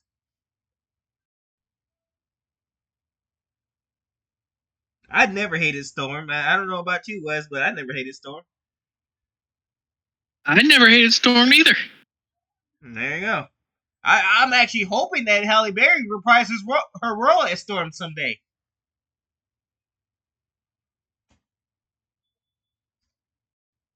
I'm hoping that's who they bring back for Storm. Yep, me too. It's to ensure that we tell stories that are big and loud and scary and subversive, but that we do so with authenticity and that we get to the heart of an audience. Because ultimately, if you're telling a story that misses its audience, that doesn't ring true, or that fails to cut in the right direction, the problem isn't that it's just insensitive. The problem is it's bad. Oh no! Oh no! No. Don't be bad on this masterpiece. Oh, I can already see where this is going, man. Something to do with oppression and shit. Watch. Because what when you think of this movie, what you thinking about? Slaves, right? Yep, a slave revolting against the master. Here we go again. Holy an apology. Unchained.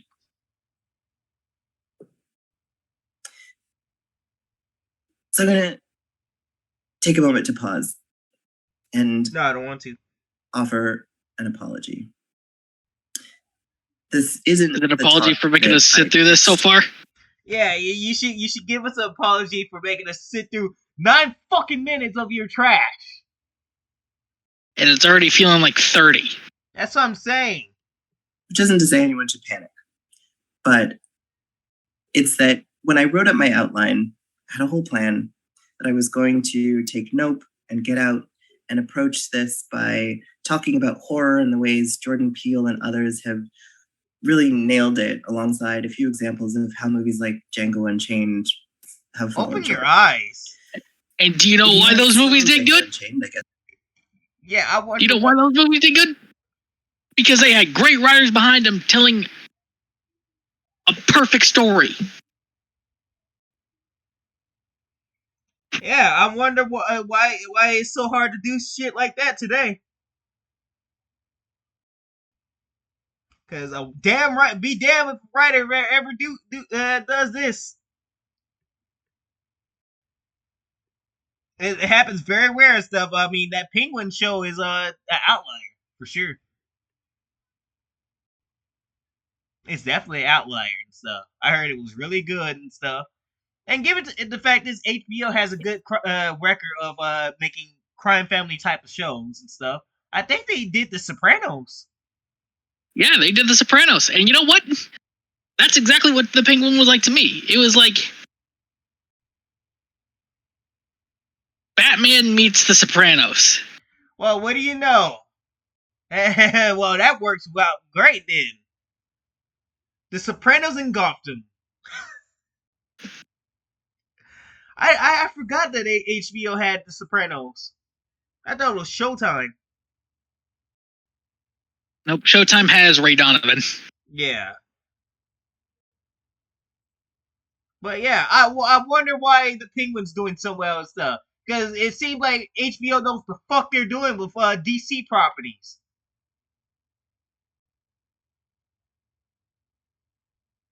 Mostly game type of deals and stuff. I'm just impressed that the same guys that made The Sopranos and stuff made that show. But they want to claim that the Agatha all alone beat that show. Yes, like congratulations to you. But it's about an enslaved black man played by Jamie Foxx, rescued from slavery by a white bounty hunter played by Christoph Waltz. Look, notice how she said all that. You know where this is going, right? Yep. You know where this is fucking going. I can already see it right now. And through the course of the film, he learns, I don't know, some stuff, I guess. And then he ostensibly gets his revenge on white supremacy or whatever. Which on paper sounds like a premise that could make for maybe some brilliant genre storytelling. And I'm sure many people, Quentin Tarantino in particular. Nobody who criticized it. I'll tell you who. The media. Yeah. And it wasn't for the movie itself. It was because of Quentin Tarantino's writing. Because he uses the N-word in that movie. Because he writes the N-word in that movie. Of course. You know that sensitive-ass media said that nobody gives a damn about no more. In fact, they tried to get Samuel L. Jackson to be like, well, don't you think that his use of the N-word in those movies were like... And then Samuel L. Jackson was like, what word? No? Nice? It's the fucking 1860s. So what you think was going to be said in that movie? it was set during a dark time in America where black people weren't seen as people. That's So what I'm yeah, the saying. N-word was going to be heavily used. What you think was You- like? What did they think was going to happen in this movie and stuff when it came to a timeline like that and stuff? You think people was going to be like, was not going to be able to say that? That's the whole point of good storytelling and stuff. Is you got to tell it like it is. If it's set in a time like that and stuff, yeah, you're going to have to use those words. That's how it was back in the day and stuff. You can go back, like, I like to see y'all guys try to go back into time travel or something, try to tell, don't say these words. I bet you this. Good luck trying to come back. Yep. You don't find your ass on the tree somewhere or something.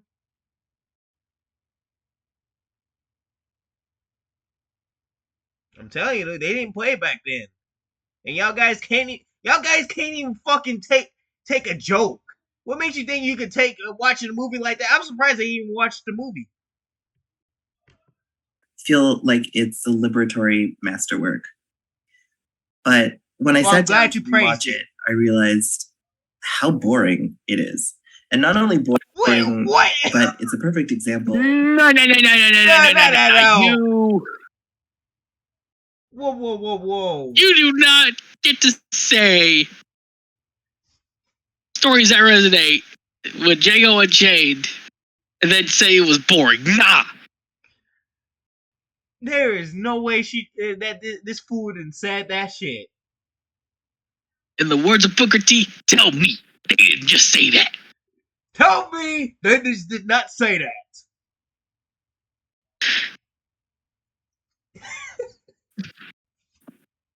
I hate it here, Chopper. Big Django Unchained is getting criticized because it was boring.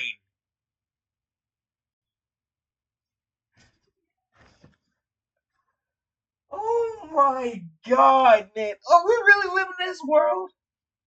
Apparently so. Oh my god. Which on paper sounds like a premise that could make for maybe some brilliant genre storytelling. And I'm sure many people, Quentin Tarantino in particular, feel like it's a liberatory masterwork. But when I sat down to rewatch it, I realized how boring it is. And I can't believe she said that shit. Not only boring, but it's a perfect example of what not to do with genre. So, where was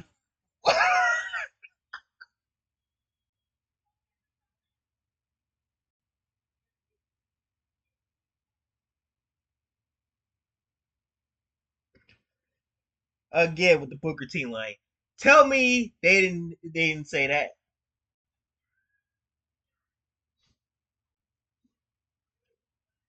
He didn't say that. Did they? Tell me they did not just say that.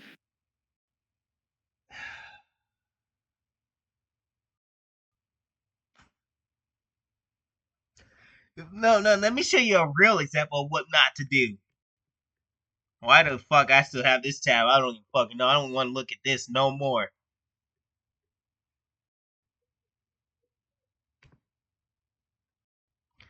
I'll give you an example of what not to do and stuff.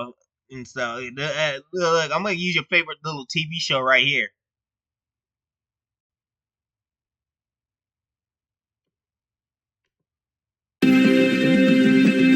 Representative of the United States government or its military.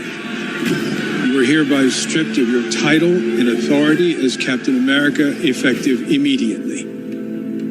Senator, permission to present to the council testimony as to the circumstances of the incident. Circumstances of the incident have been considered.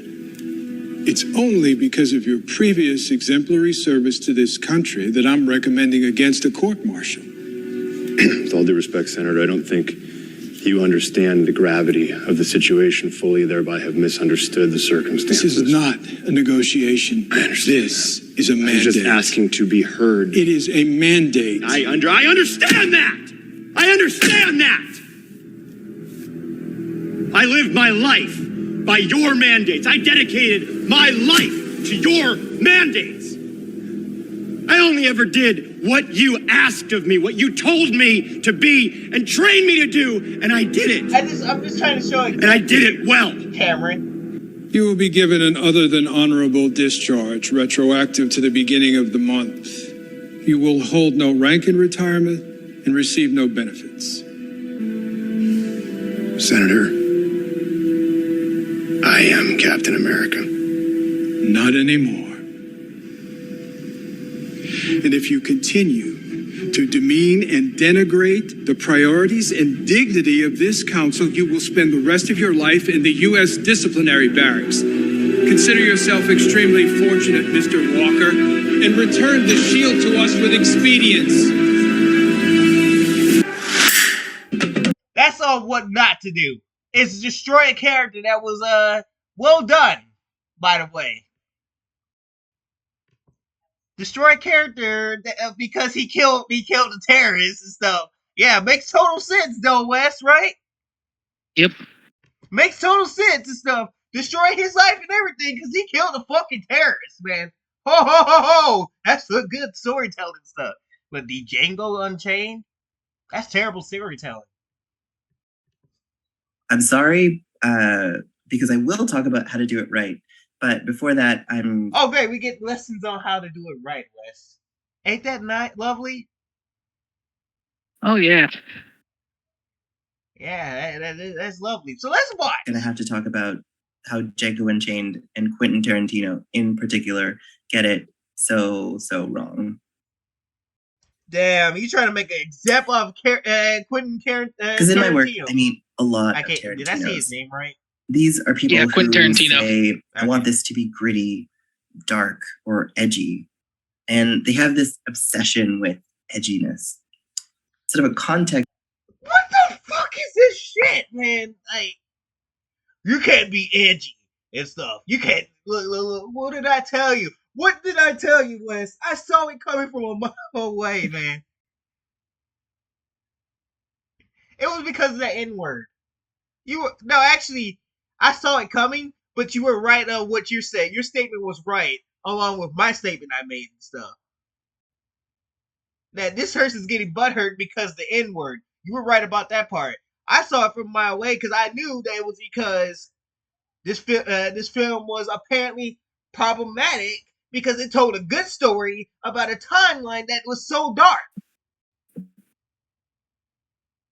I wonder why it had to be edgy, West. It's real dog hours, isn't it? Yep.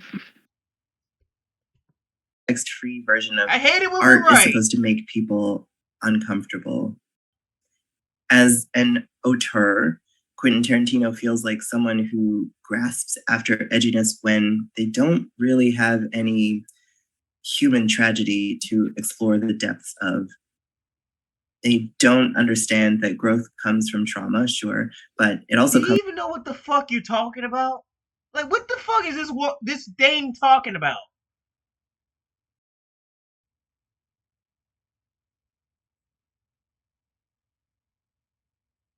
Look, I have no respect for you and stuff. Because you over here running about how you want to destroy the gaming industry and stuff. Why should I respect this person? Comes from joy. He holds a no pain, no gain kind of mentality that I think is unshakably rooted in white supremacist patriarchal values. And in that, we come to the first lesson Django teaches us about genre. If you want to be edgy, realize that it's meaningless unless you yourself are taking risks. If you are a person with power and privilege, you're only taking a risk if you're challenging the structures that gave you that power and privilege in the first place. By creating Django Unchained, Tarantino has challenged nothing about himself. Oh, really? Yeah, he's challenged nothing about himself. Oh my god.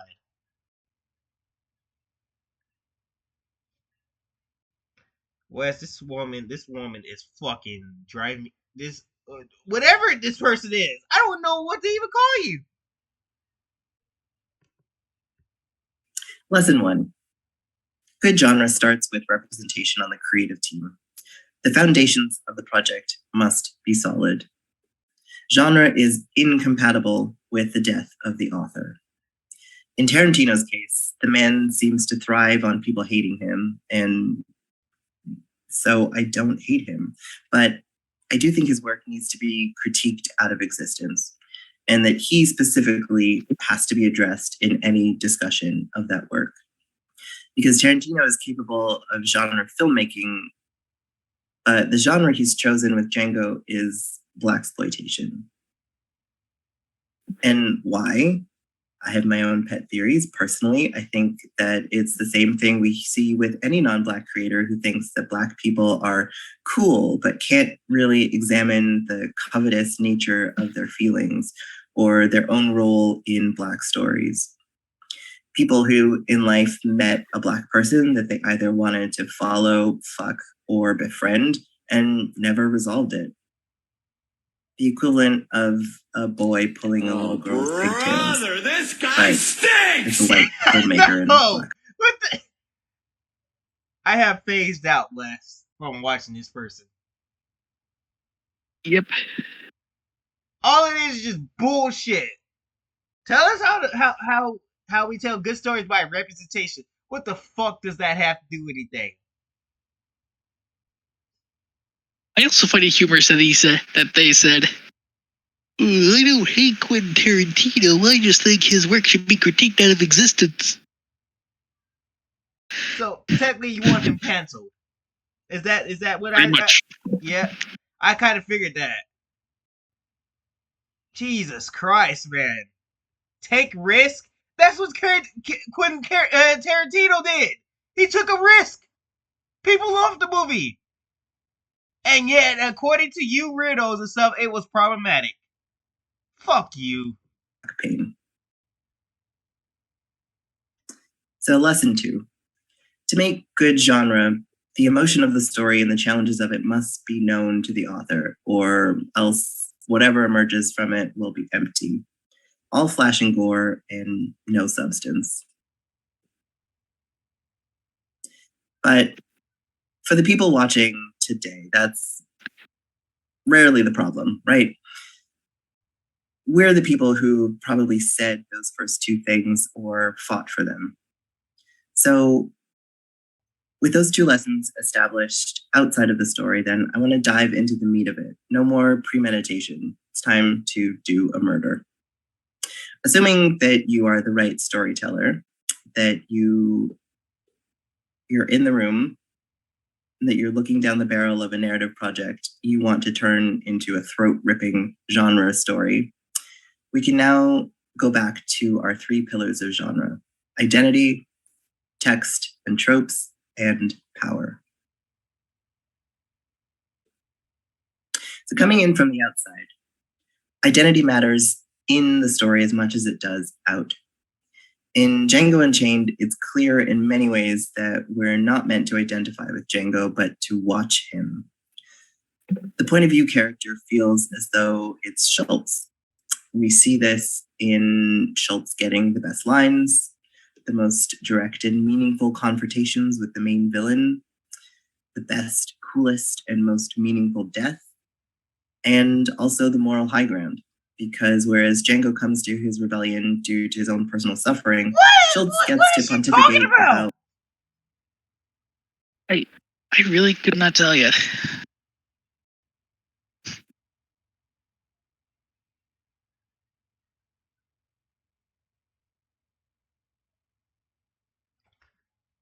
What did it? Identity matters.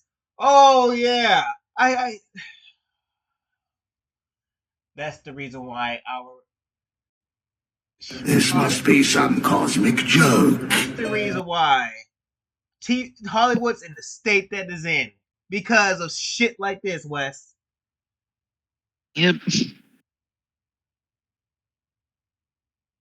Like I said, I'll continue making this example.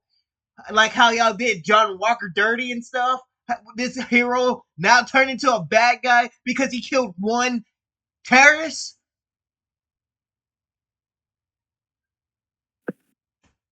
And he was doing a Captain America job? That's what Captain America would have done. Killed the terrorists. It was all because Callie had died.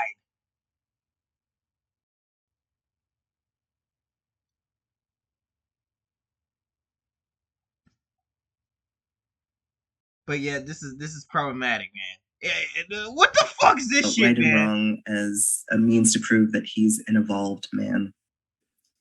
And it results in a movie called Django Unchained, where the titular character never actually feels unleashed. He never goes off the chain. Instead, he is literally and flatly unchained by a white man named Dr. King. I'm just going to leave that one alone. But I think it should be obvious why I think that was a terrible idea. In this way, Tarantino fails again, I think, and we have to look to a winner to learn the lesson why.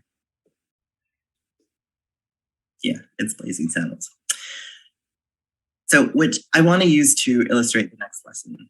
In good genre, the identity of your characters, specifically your heroes, has to define their challenges in the narrative, but it also has to define their triumphs. I don't get it. Blazing Saddles does this by allowing Sheriff Bart's unique perspective, hard won by being exactly who he is, to save the day. And much like Django, it presents some unpleasant realities, but it subverts them and allows its Black characters to come out on top in the narrative, even if they don't necessarily always come out on top in the story. It's why Mel Brooks can play with a laundry list of otherwise offensive material, characters who say the N-word, and a Klan rally in which both of the heroes participate, to name just a few. I don't fucking get it. And when I talk about the difference between narrative and story, I mean that a story can end, for example, with a character who is broke but happy. And while we understand that in the story it's not great to be broke, we can still leave it joyously because we understand through the narrative that money isn't what the character needed. Which brings me to Texas. Wait, what the hell this says? Django claims to be a Western and a Blaxploitation film, but felt...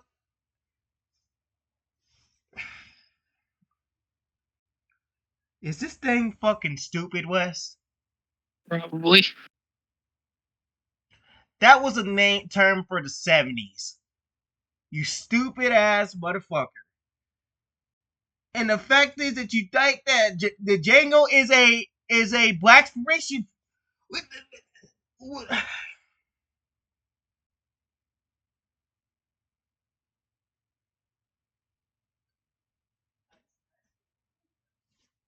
This person is stupid, man. Tropes. Because to really do genre right, you need to be able to convey both narrative and story through the tropes you're employing. I feel like Kim Belair made this up and stuff, and she's just reading from it. Don't you feel like that? Yep.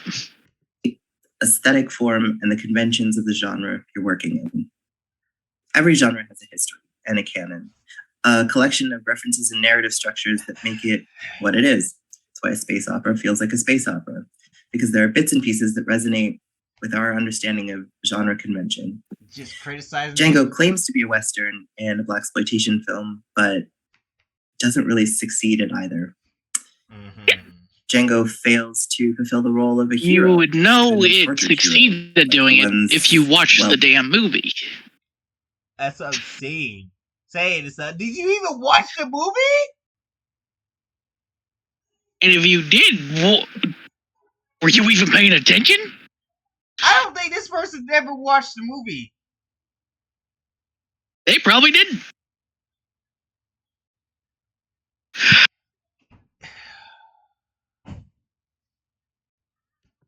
Well established by Clint Eastwood. And Django is never fully allowed to revel in his own capacity for violence the way that you would expect of a blaxploitation film. Yeah, he blows some people away, but only after he's given permission by Schultz's heroic act. At the end of the film, we don't get either a commentary on the simplistic morality of Westerns and blaxploitation or a satisfying rendering of justice. Yes, Django finds his wife, and she rides silently, I might add, by his side off into the night, but what he needed was to find his people. And at every turn, instead, he left them in despair to fend for themselves, or shot them, or had them killed while he watched. To recognize— Do you remember any of this shit, Wes? Oh, I remember the movie being much better. This is the part according to this insane human being.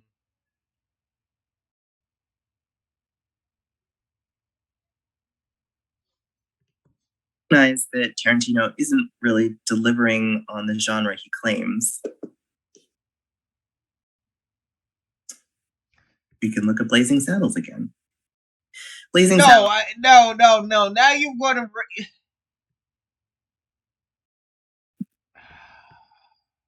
I don't know what to say anymore.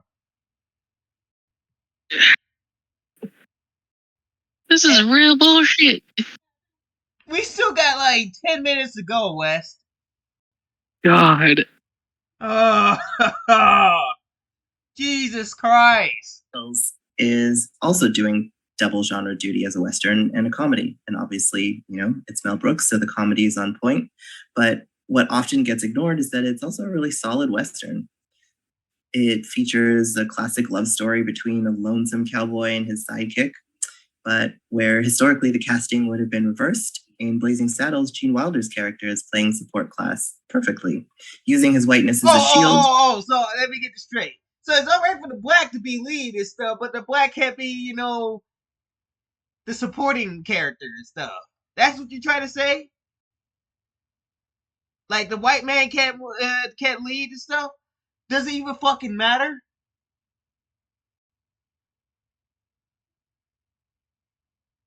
Like, holy shit, it's gotta be about race with these people. This is a race grifter. Yep, everything is about race and nothing isn't. That's what I'm saying. And the black person has to be the lead role and stuff. Not the white. This doesn't even make any sense, man. It doesn't matter who's the lead role unless the story is good. Decoy when necessary, but never for personal gain over Bart. It also uses the trope of the ignorant townsfolk to lampoon racists, not, and this is important, racism itself, but the people and mentality behind it. And although the words aren't made overt, it tells us that there's quote unquote a new sheriff in town. And I believe that meta commentary is intentional. The new Sheriff Bart is black. And so I believe Mel Brooks was saying is part of our future. Not exclusively, but meaningfully enough to make this film still feel relevant and subversive today. Bullshit come out of this person's mouth. And so in that way, I think it honors its genres more than a film that otherwise feels like it's doing genre cosplay.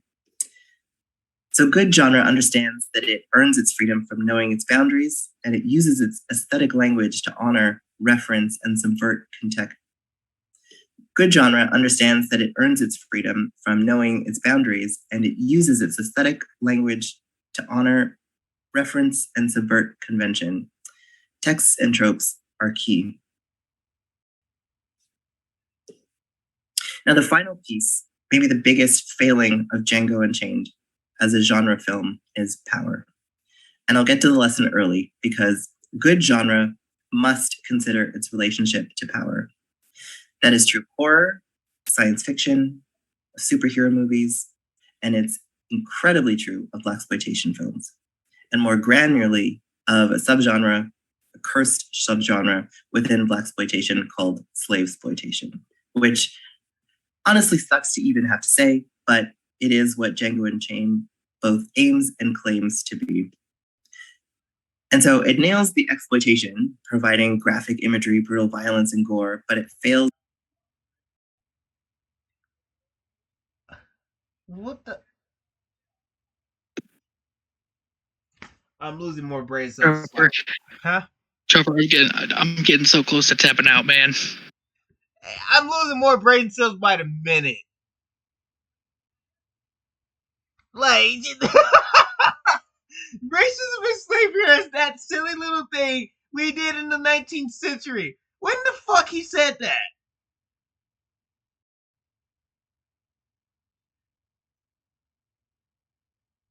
That is not even.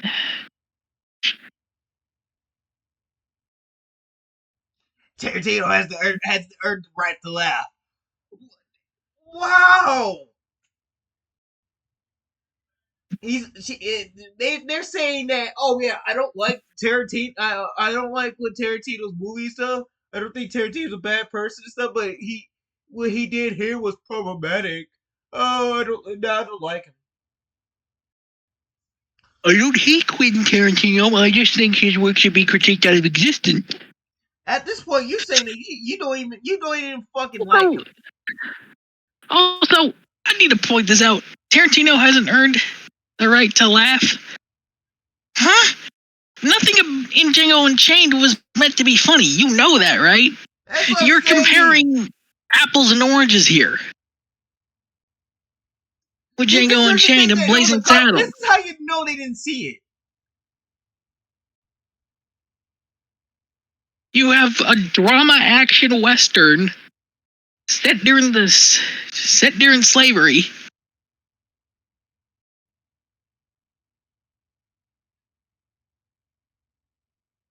And then you got a comedy western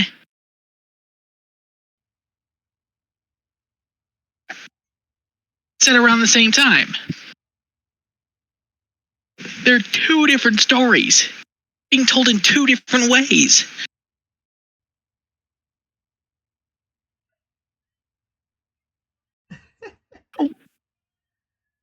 How daft do you have to be not to understand that these two stories are not at all comparable?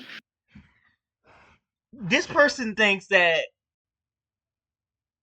the Django Unchained was supposed to be a comedy. I can't even get my head around that. This was not a comedy by any means. You idiot!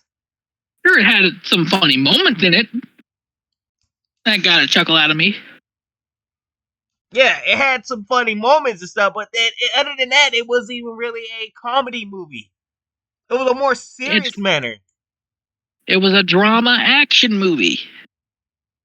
Filled with suspense. You wondering what's going to happen next. Will Django succeed in what he's doing? Making you ask these pertinent questions. But apparently to this bozo, it's like, oh, well, Blazing Saddles did better, even though these two movies aren't comparable. Like, wow, how dumb do you have to be? To be about blackness or about slavery because it wants to point at the wrong thing.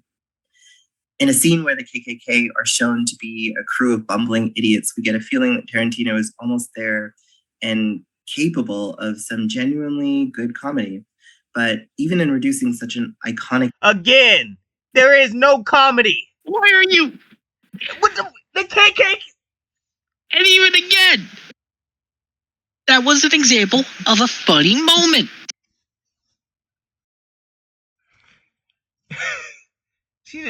This person did not just bring up the KKK. And I guarantee you, they're probably going to say next. Going back to Blazing Saddles being like, when Gene Wilder's character pulls out...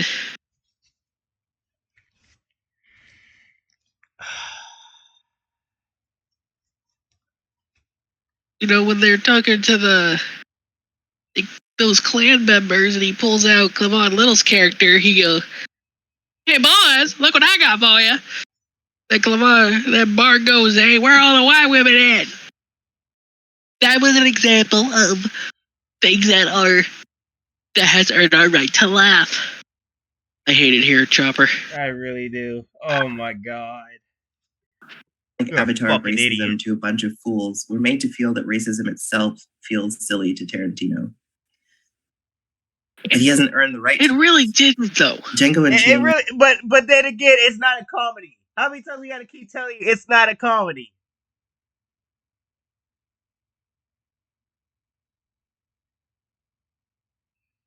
This person has no brain. Treats racism and slavery as that silly little thing we did in the 19th century.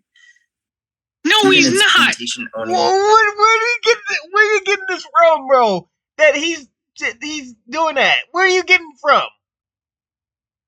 Like, where are you getting that from? Stop saying that he did something he didn't do.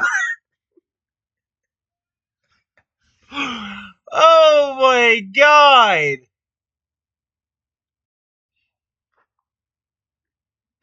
Villain Calvin Candy, played by Leonardo DiCaprio, feels custom built to resonate rather than disgust. And I don't mean charm. A charming, deeply racist villain is a great character because often the face of racism is charming. We should feel taken in because that is what power does. But the structural disempowerment of slavery should have been sufficient to carry the notion of upending power in the story. Everything Django does should be about allowing him to earn what Candy has so he can take him out. But he's never given that power. He's never raised to that level of ability or importance. Instead, he waits for a white man to get there first. Yeah, so you know they didn't watch the movie. That's what I'm saying, man. Oh White guy my came to help god. Django.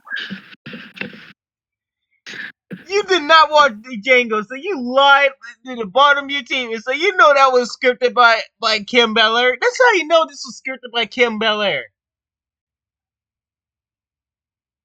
You see what I mean, West? Yep. It was scripted by her. Like, you did not watch nothing of this fucking movie. And time again. Which is to say, nothing of the hatred he shows for his own people the moment that he gains power over them. A hatred that is obviously rooted in white supremacy. Oh my god. You cannot make this shit up.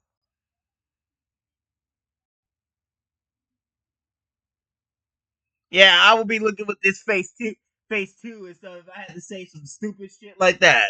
Look at this face right here. That explains everything. Yep. Like you should be embarrassed to say some shit like that. So the perspective of who is the hero, where power sits in the world, and how our choices affect our power is totally blurred. And so I would argue everything about power in Django Unchained is wrong. In which case, what's the point? What's the point of making a film like that? And what's the point of people like you fucking exist in our game universe? That's the real question you should be asking.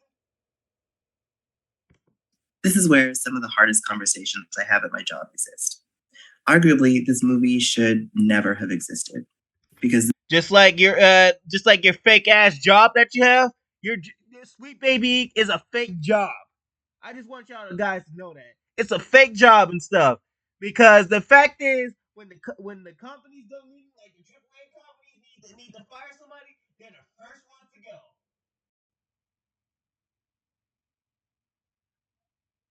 So keep that in mind. This is a fake job and stuff. Coming from a fake person that is a fake job. The truth is, some stories are not yours to tell. Fake, fake, fake, fake, fake, fake. Unless you're willing to step out of the limelight as a white person, you aren't equipped to tell a story about a Black experience. However, if you are willing to put your own ego aside, well, then you can go ahead and make Blazing Saddles something great. This is the last time, I promise. I like how it's like, okay, if you don't do that right, you can't make it.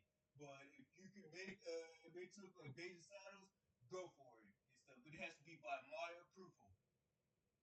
You got that, Wes?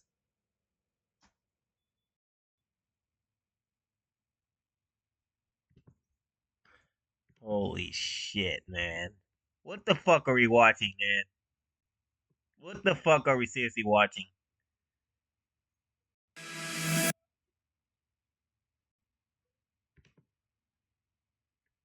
Which far do we got to go?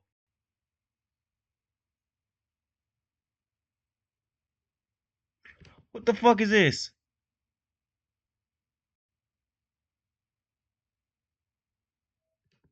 You want to tap out, West? Yep. I think we should. It's done. Dead. It's done. And that was fucking ridiculous. That was a waste of time. Waste of time and stuff. I want my life back, man. The minutes back.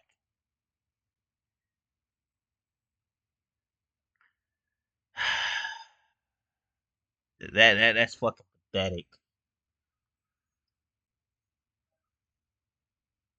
Just wow. Wow. Yeah, I gotta make an example out of the Django Unchained. Like, what the fuck was this person thinking?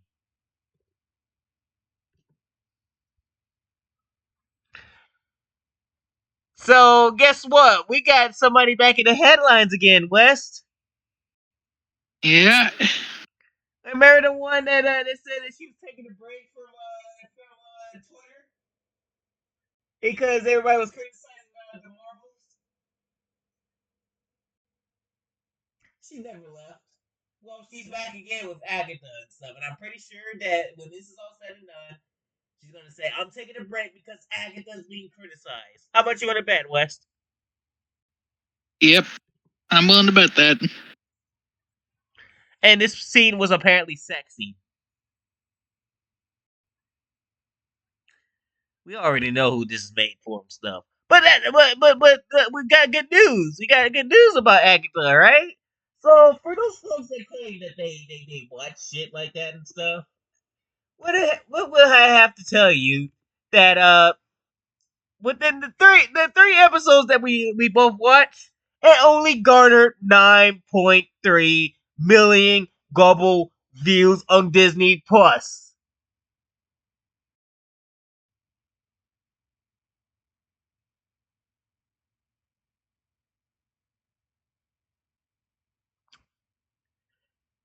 And it's mighty funny, Wes. It's mighty funny that this big bad show. It's gonna beat the Penguin, right? This is all that it gets. Ain't that pathetic, Wes? Yep. The fact is, you call this a success, but you forget that it has to have a lot of Disney Plus subscribers. Disney Plus is failing right now.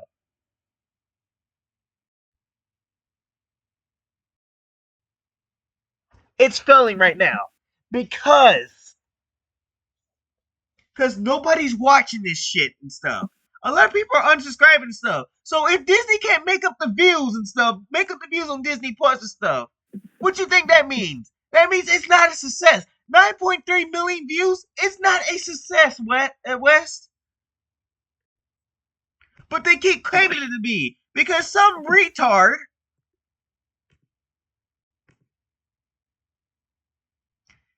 said that it's almost double than the Penguin. And beat the Penguin, folks. It destroys the Penguin. Yeah, so stunning and brave of Agatha, right?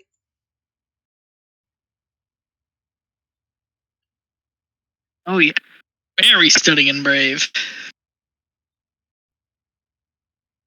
Very stunning and brave.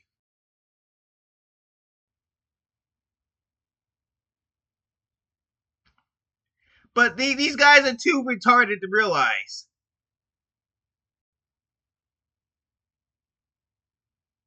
that there's a big difference between HBO Max and Agatha all along. But if we take a look at Sombra TV, I don't know.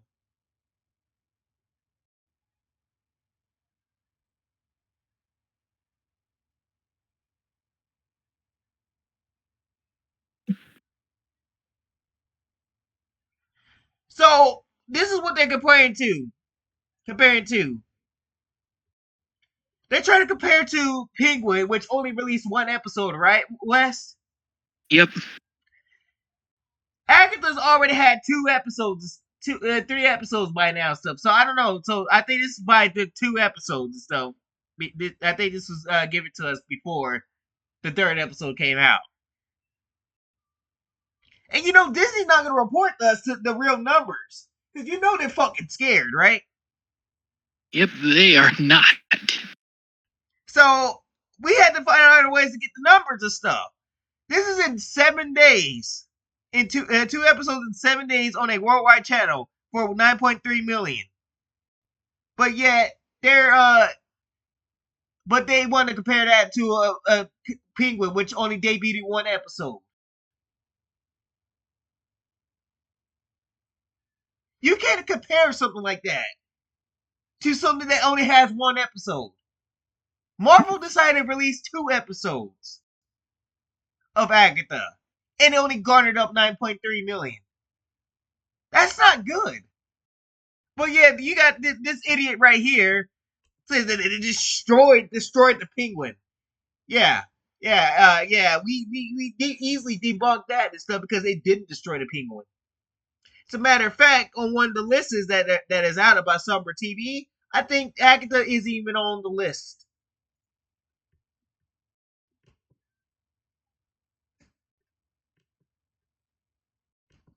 Let's see if we can find the Sombra TV thing. Ratings and stuff. See if we can see it now.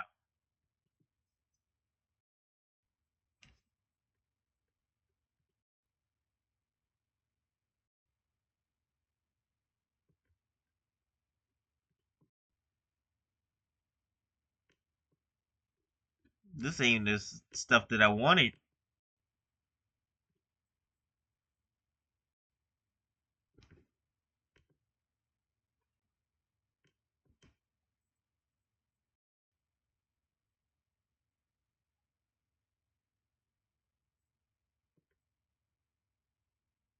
I think there's an article on it though and stuff on by Park Place. Let's see if they got something on here. I thought I could find it myself, but apparently not. Oh, here it is, Wes. Look at this shit. Agatha All Alone ratings crashed below canceled the Acolyte on Disney Plus media run with misleading numbers. Ain't that mighty funny, Wes? We caught them in their act. Yep, that is humorous. Yeah, that is. Here's the opening of the Agatha All Alone appears to be roughly on par with the Percy Jackson Olympians, which debuted with 13.3 million views in 6 days. As well, the Acolyte, the Star Wars series that hit 11.1 million views in 5 days. So even the Acolyte did better than this shit. That is sad.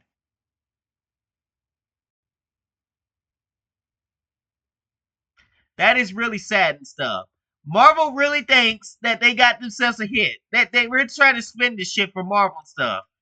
They think that this shit is this shit is a success. It's not a success. It really is not.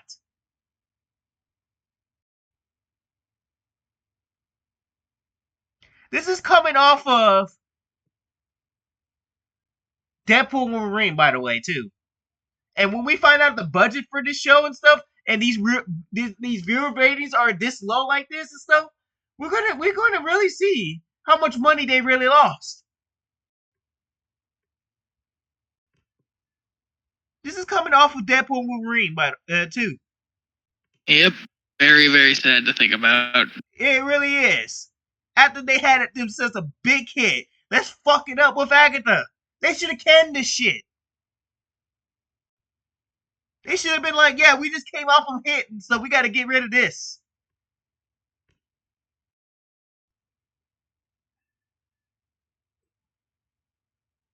Fucking sad, isn't it, West? Yep.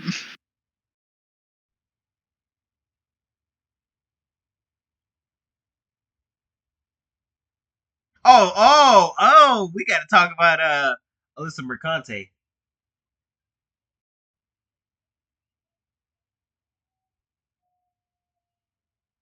We got to talk about Alyssa Mercante. You know the one that's wanted to beat up people and everything, West?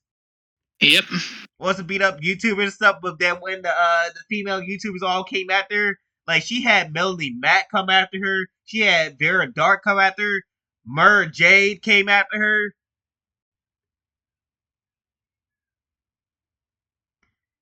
And stuff, and she backed off and stuff. Well, now, unfortunately, she now wants to sue Smash JT into oblivion, try to ruin this man's life.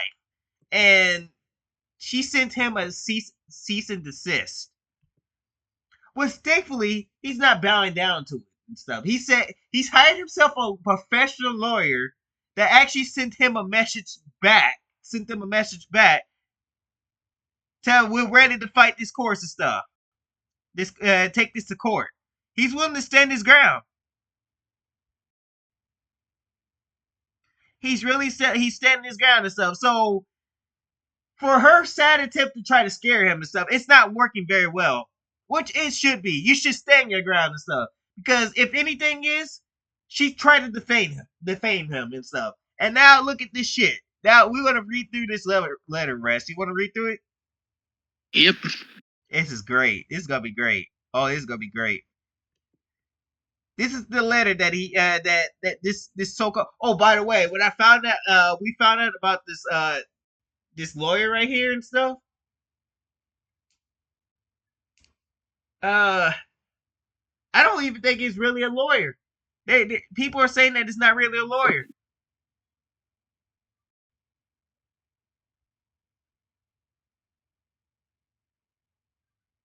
This like we use the word lawyer very loosely for this person. This person has done things that lawyers wouldn't do. And you can tell by this unprofessional letter, so we're gonna read it. So, you ready, Rest? Jeff, we write to you today as counsel for Alyssa Mercante, the idiot. You have made unlawfully harassing and or defamatory statements about Alyssa. We are writing to request that you voluntarily retract them and publish an apology, the language of which we will suggest to you before we pursue other legal avenues against you. Can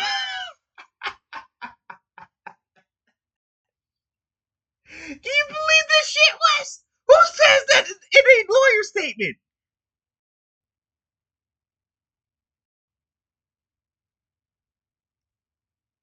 Who says that, Wes? I have no clue. Like, you're supposed to be a lawyer and you're over here saying shit like this? You're not supposed to say this as a lawyer.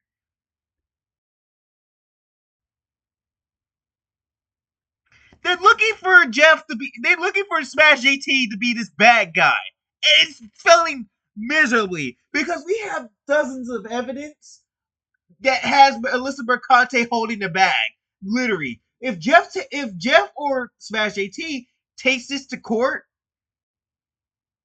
she will get fucked up in court and stuff. I'm talking about she will have to pay for the damages that's done to his name, his brand, and everything.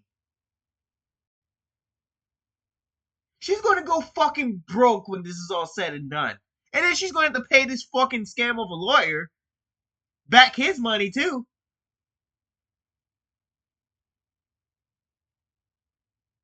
And you better hope that he doesn't press charges against your ass. You know you could get thrown in jail for shit like this, Alyssa? Apparently she doesn't. She doesn't even care. She's willing to go down as proud. Jeff said he's ready to take legal action against this person. So she really wants to go down that road. She's gonna find out how what Big Bertha is gonna do to her in jail. Yep. Big Bertha's gonna be like, so I heard you was a sex worker. You better get on your knees and eat my clam chowder, bitch. She really doesn't want to. Listen, if I was you, I would stand down because Smash JT looks like he's ready to put it up, and he has all the evidence he needs. You can delete all the shit you want. You can try to say that he's trying to slander you, but we got the evidence. Everybody made statements on you and stuff, and you over here went silent. We know why she went silent now. It was because she's trying to send out cease and desist letters. She's already sent out 2 of them. One to Kiwi Farms and one to Smash JT. It could be more. Alyssa, this is a dark path. If all these YouTubers that you're going to send out cease and desist letters to you, people could put your ass in jail for defaming them.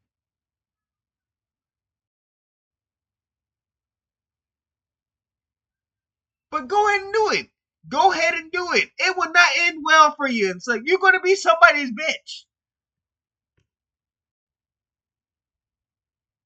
Oh, and not to mention, let's not forget the fact is of what all she's done. She's harassed this dude and stuff. Contacted his fucking wife.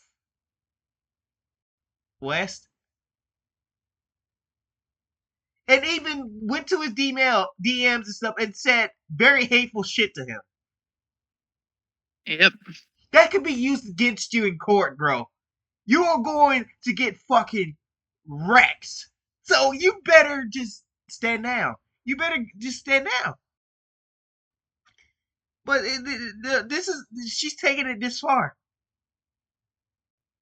You defeat the defamation and harassment of our client, Alyssa Mercante. We write to you today as... Oh, wait. Did I already read that? Yeah, I did. Number 1, your statements which are defamatory to Alyssa. Oh, no, he defamed her. No, that's not defamatory stuff. That's what the stupid shit that she's posted publicly, Wes. She's posted this publicly.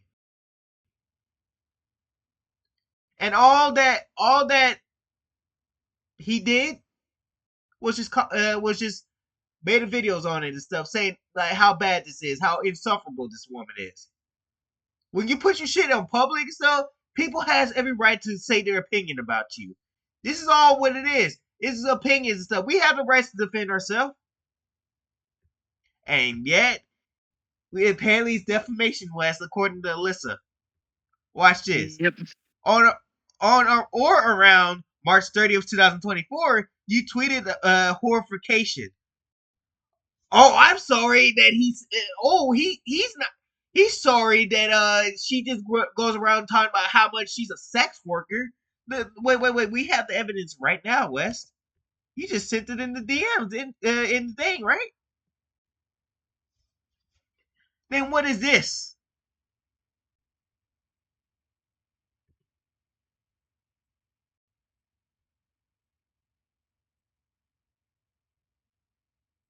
This is just something random I found. Anyway, I just found it funny.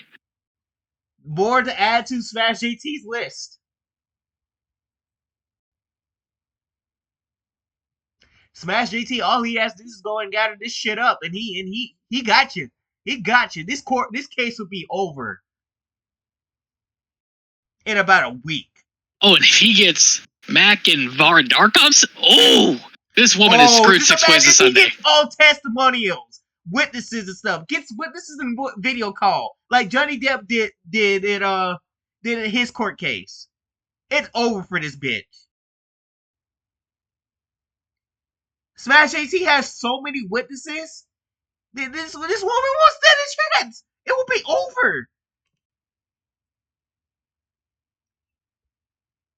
I mean, she's gonna have witnesses, of course. The soy boys and probably the game journalists. Yeah, she's gonna have them and stuff. But he has the evidence. his evidence will be more clear to people with common sense, because that's who's going to be in a court case is people with common sense. That judge is going to look at that as like, yeah, Jeff, you have some very factual evidence and stuff. I mean, you're not supposed to be doing prostitution on the streets, Alyssa. You know prostitution's illegal, right, Alyssa? You think she even cares? Probably not. They could get you for that shit too and stuff. So if Smash GT snitches on your ass, you're not going to only go to jail for defamation and stuff and trying to ruin somebody's life. You're going to jail for prostitution.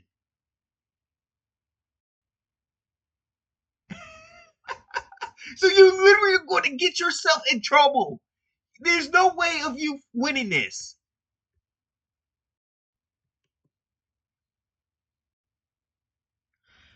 What's that? Like what? Alyssa Merck does sucking dicks in her off time for money. You then repeated the claim on April 1st, 2024.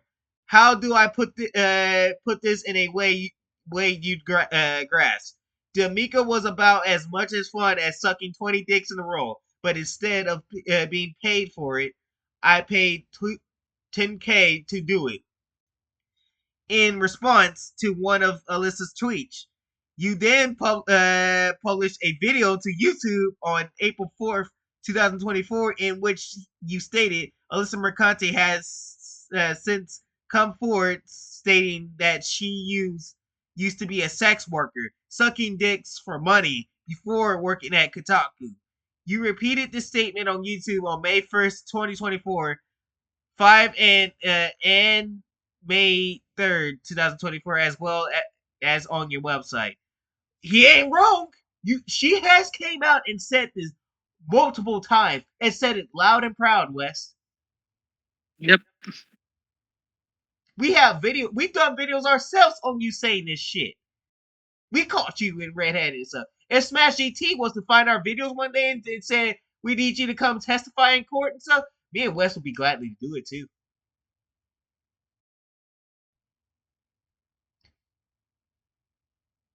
I would say, yeah, go for it. Yeah, show them the evidence and stuff, because we'll be gladly to come testify on a piece of shit like Alyssa Mercante.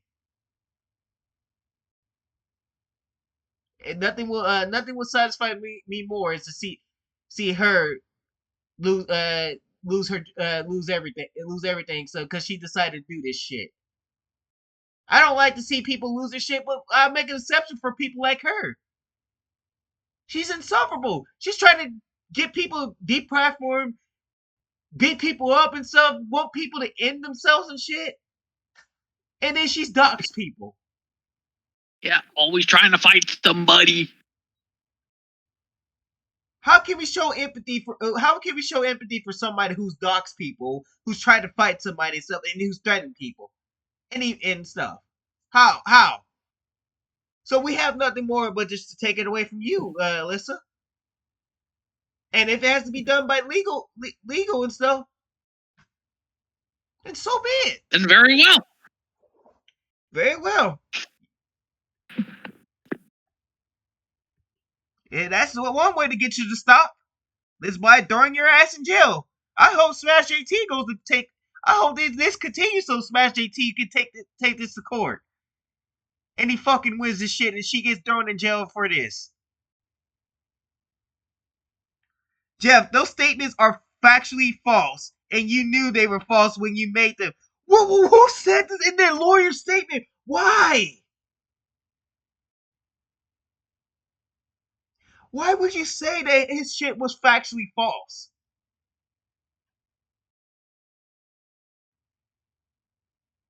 This is the most unprofessional statement that I've ever read. This is so unprofessional as fuck, bro.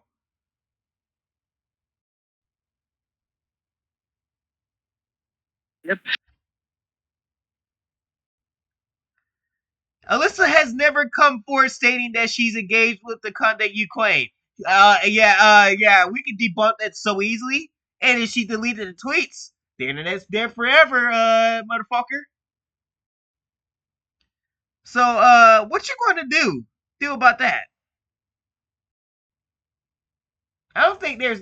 He could just pull that up by other tweets, man. What was she going to cease and desist everybody that's had evidence against her? That's going to cost money too. Lots of money to do that, isn't it, Wes? Yep. There is a gulf between solo nude modeling and engaging in sexual acts for money. A gulf you were aware of when you made these statements. You did not couch them in terms of possibility, but a definite fact within your knowledge. These statements are not mere insults, trash talk, or rhetorical hyperbole, such as would render them protected speech. You clearly intended those statements to take it as literal fact, because it is true. Who says this shit in their statement as a lawyer? Like, this shit is cringing me the fuck out, man. That a lawyer has to come in and try to just say, she did not say this, man. You just said this just to get into her. How unprofessional. Is this what we're hiring nowadays as lawyers? Calling lawyers nowadays?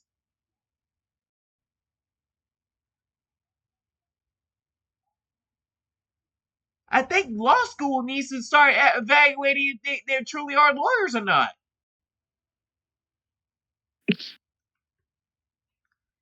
Because if they somehow was able to pass law school with shit like this, Wes,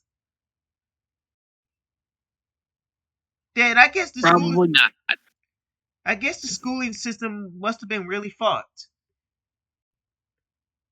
And a jury could easily find that a reasonable person of ordinary prudence would interpret them in that light. As you falsely claim, Alyssa is the source of this information. It is factually obvious that you made these statements knowing that they were false. As required to find actual malice. No. Actually, he does have every evidence he needs. He has witnesses that can say that these evidence were factual. When you say shit like this in tweets and stuff, that shit continues with you. It's on the internet. All the statements that I have made in all my Marvelous Thursday videos and stuff, that's shit that I actually said and stuff. So for you to sit up there and act like Alyssa Mercante never said these things, she said them. And it stuck with her.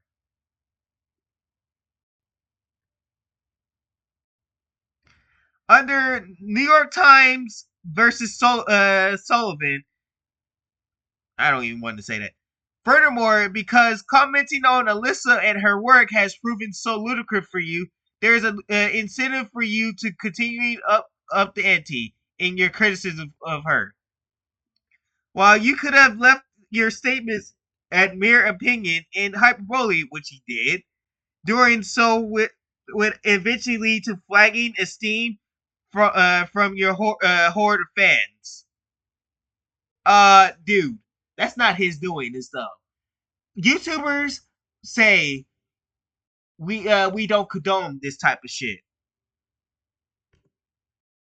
Damn, it's been 3 hours already, Wes. Damn. And this is still going. Therefore, we have documented your statements about Alyssa and have increased in favor and falsity rising from what the First Amendment protects you to unprotected speech. And in doing so, you have demonstrated that you will recklessly disregard good taste and the truth in an effort to provide the content that sustains your social media preference. This is the definition of actual malice. They're really trying to silence this man. Yep. They're really trying to and stuff. And I'm not gonna read through the rest of this shit. This is unprofessional as fuck.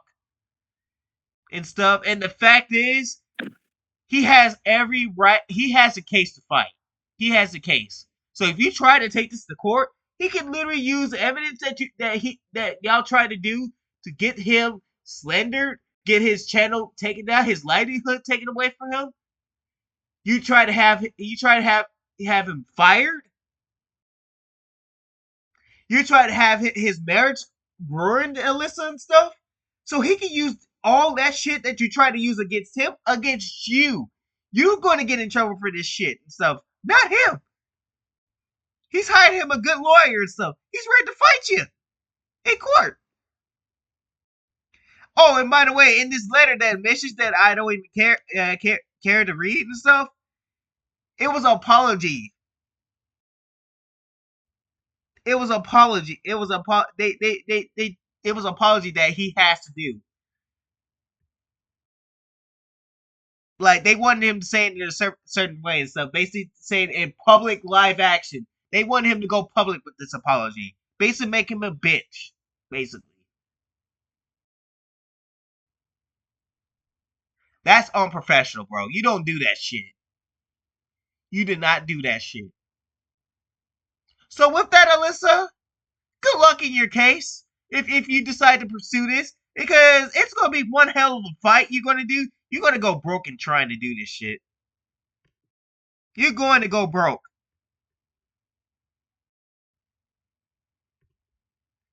She really is going to go broke. What do you have to say about that, West? Well, definitely not going to go the way Alyssa McConaughey hopes or She thinks it's going to go that way, but it's not. It's bullshit. It really is going to fucking bite her in the fucking ass. So, go ahead and go the way of the dodo bird. I'd like to see you try. Yep. It's not going to end well for you. And with that, that's there's a Sweet Baby Inc. incident happened again, West. Cause look at this shit. This is this Hispanic woman speaking their mind out against Sweet Baby Inc. And when they did, you wanna know what happens? They get sent a threat.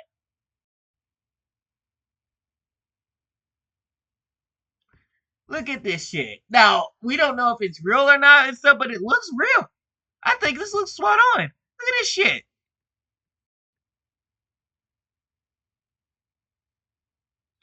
Sweet Baby Inc., what are you doing? What are you doing? Now you threatening girls? You're threatening Latino women?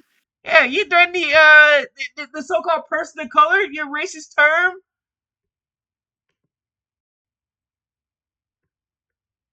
Oh no. This is stuff with you. No. Oh no. Oh nah. No. This is not what you're supposed to do, Kimberly. No. Now this is gonna hurt you. We got you in the bag now, Kimberly. You can't walk this back. How's she gonna walk this back, Wes?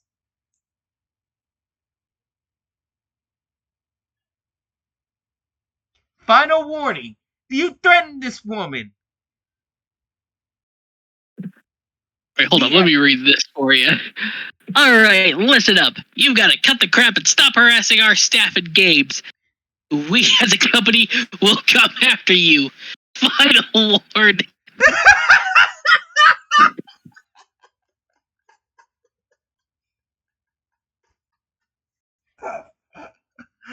Oh my god!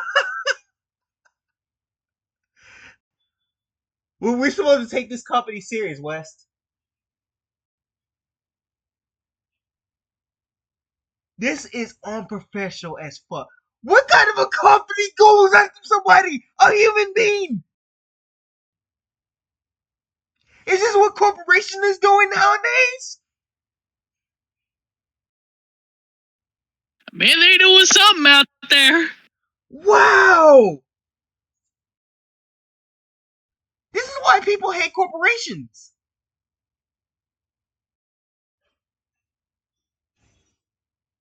One of these days, these corporations are gonna regret doing shit like this, and it's gonna come coming down their faces. Yep. Kim Belair, this future is gonna be looking very tough for you.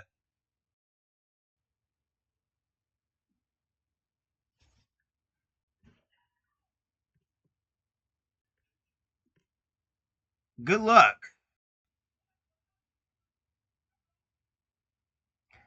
Oh my god, man. Just it's so much shit happening, man. And then we got Ash Paris making a fool of herself right here. Yeah, she wants to roast who's this character anyways? Oh no! Oh no. Okay. She missed You absolute bitch. You little bitch.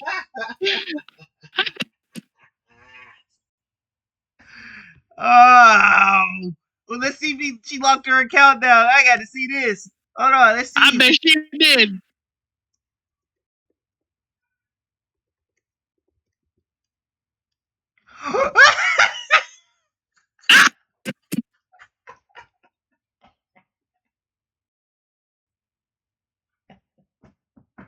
Oh my god.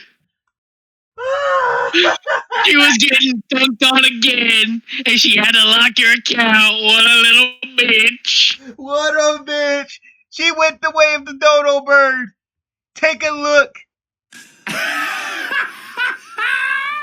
Take a look at this. Put and laugh at this woman right here.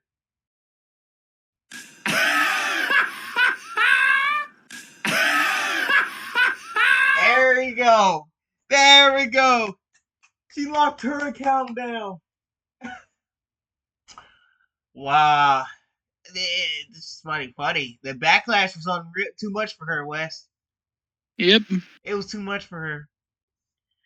And she went on full lockdown mode. Oh my god. What a bitch.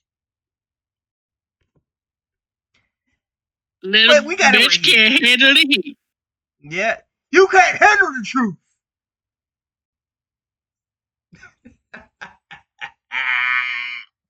Y'all crying and hollering and screaming over this boring ass fucking man. Really?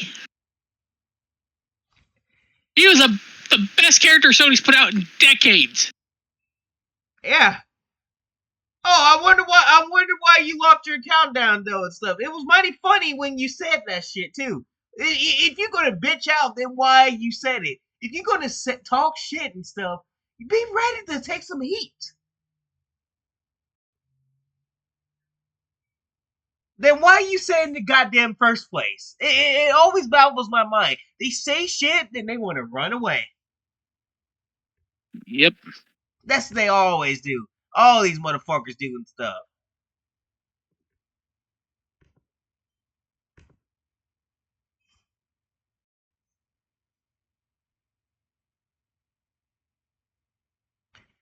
Look at this shit.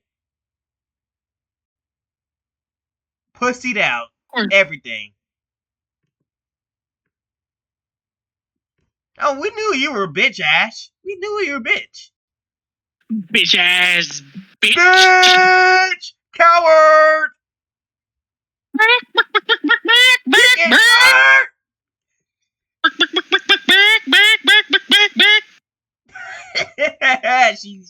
she cowered out, man. That's what they do. How hilarious. And that's what they do. That's what they always do. These weirdos say shit, and then they can't back it up. And we got another weirdo, which is a politician. I did say we're going to talk about this politician, right? Yep. Take a look at this. At least he didn't bitch out. I'll give this Ukrainian credit. So this is a Ukrainian official. This is a Ukrainian official who is coming after this woman who got the role of Nico Robin on the One Piece live action Netflix series. Yep. Which I gotta say, pretty good casting, I gotta say. Yep, it makes sense to cast a Russian. But since But then you got little bitches like Roman here. You know what? I gotta say this say his name like Nico. Roman! Are you asleep, you fat fuck? All right, let me read this out for y'all. Casting a Russian actress as Nico Robin in the popular show One Piece, whose family was killed by terror, feels particularly inappropriate given Russia's current role as a terrorist state. There's still time to fix this at Netflix. And of course, everyone in the comments is clowning this motherfucker. I love your Ukrainian impression. That was great. Oh my god. Oh, here we go. Oh yeah, here we go. You gotta read this too. The Russians are getting thousands. Hold on. Let me make this more. All right. Thank you. The Russians are killing thousands for literally existing. Not Putin personally or government. The ordinary Russians. They kill actors, children, OP fans, everyone. Has anyone among you ever been tweeting about this? There are many OP fans in Ukraine during a real genocide. And do you understand how they feel watching a Russian actress in this role? We are simply asking you to change the cast, and instead of empathy, you criticize us for being hurt and wish harm upon me. Are these the values you have taken, OP? You get the point. A Russian actress could use her voice to condemn the killings, or did she? Or is she the silent, like most anti-war Russians, playing the victim now and on screen? Ukraine has seen this before. First anti-war Russian actors, often with Ukrainian passports, were pushed on us. Then tanks followed. For years, we were convinced that the Russians were a part of our cultural space and brothers, spreading their narratives through films, music, TV. Russophobia is self-defense, not xenophobia.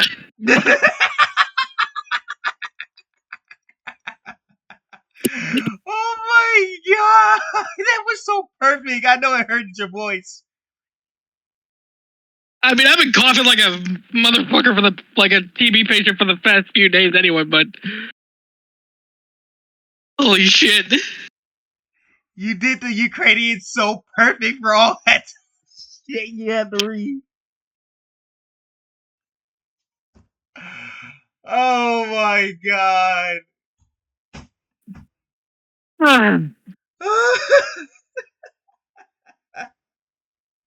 Member of the Parliament of Ukraine, Kiev. Yeah, let me throw this up bigger for you so you can see what this idiot is. They let you know that this ain't just us saying this shit. This is an idiot that is working for the Ukraine government. We're supposed to support their cause and stuff because, you know, they're the ones getting attacked. Yeah, Russia's done bad and stuff. But your whole sole purpose is to try to end this war and stuff. Right? Yep. So why are you going after a Russian actress who is just doing... getting cast in a fucking TV series? Yes. Why? Why, Mr. Soy Boy?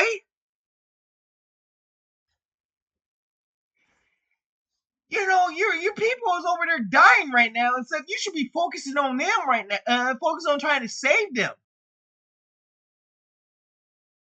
Instead of worrying about dumb shit that is not even happening in your country and stuff. By the way, this woman doesn't even live in the fucking Russia. This woman hasn't been there since she was 13.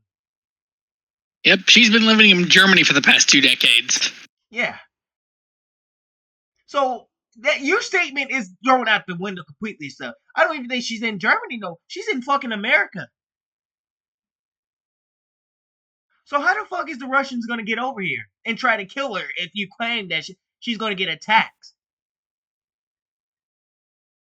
How are they gonna get to her? You forget that the Americans have SAM sites waiting for Russian planes to come over here.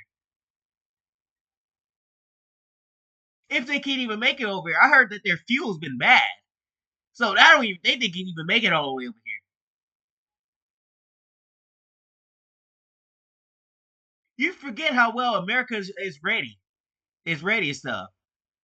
I don't think she even cares about what's going on over there. But you want to hold her accountable for this shit. Are you fucking stupid? Roman? You fucking stupid. Meanwhile, your people are getting killed and stuff. I say to Ukrainian stuff, do you want this type of idiot in your office? I recommend voting him out. Because he's gonna get y'all killed.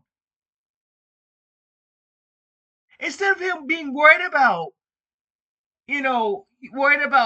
Russians coming over there invading your hometown and all that stuff, I would worry about getting this guy out of there. Because him worried about the most dumbest shit is not the way to go. Like, why? You should be focusing on solely on these things that you have right here. This is what you should be focusing on. Not Hollywood stuff. Not anything for pretenders. It is beyond me that these politicians are allowed on social. This is why I emphasize the most. Politicians should not have social media, West. Yep. This is why. This is the point that I've been trying to make time and time again and stuff, that politicians should be banned from social media because they do shit like this and provoke. Because you're going to have that Twitter mob that's going to now come after her, wanting her head.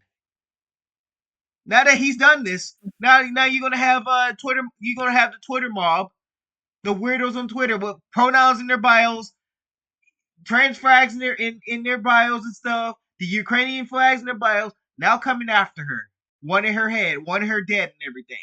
Thank you, Roman, for putting a target on her head. Thank you. I hope you're satisfied with yourself. I say if something does happen to her and stuff, he should be held accountable and should be facing something. The Ukrainian government should just have his ass in jail or something. Whatever they do to people like that over there. They really should. Because you don't do shit like this. You don't say shit like this when you're at war.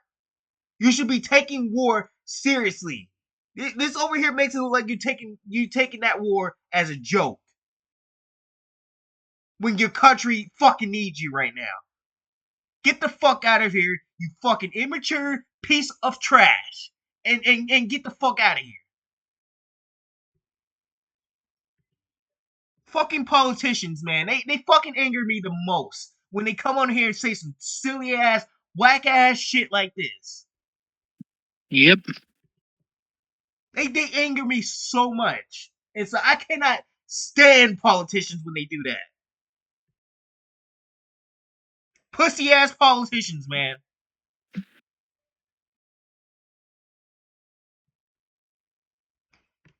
And might I add and stuff, Nico is a Russian. Oh, wait, Nico Robin. Okay, I said it right. Nico Robin is a Russian. So this is from the author of One Piece himself. Because he does these little Q&A sessions at the end of his mangas sometimes. And you get the question saying, "Hello, Oda, I have a question. If One Piece took place in the real world, where would each of the 9 Straw Hats be from?" Well, I imagine Luffy from Brazil, Zoro Japan, Nami Sweden, Usopp Africa, Sanji France, Chopper Canada, Robin Russia, Frankie America, and Brooke Austria. Pretty diverse cast, I must say. Very diverse. If that was the case. Very diverse to me. These fucking politicians, man. I fucking hate them, man. Fuck these politicians, man. Instead of worrying about a fucking war that's going on. Literally, his country is getting fired upon, West. Buildings getting destroyed and shit, people dying and stuff, and he worried about some actor. Ain't that crazy? That is very crazy. Very deranged, if you ask me and stuff. Get the fuck out of here, Roman. I have no respect for you.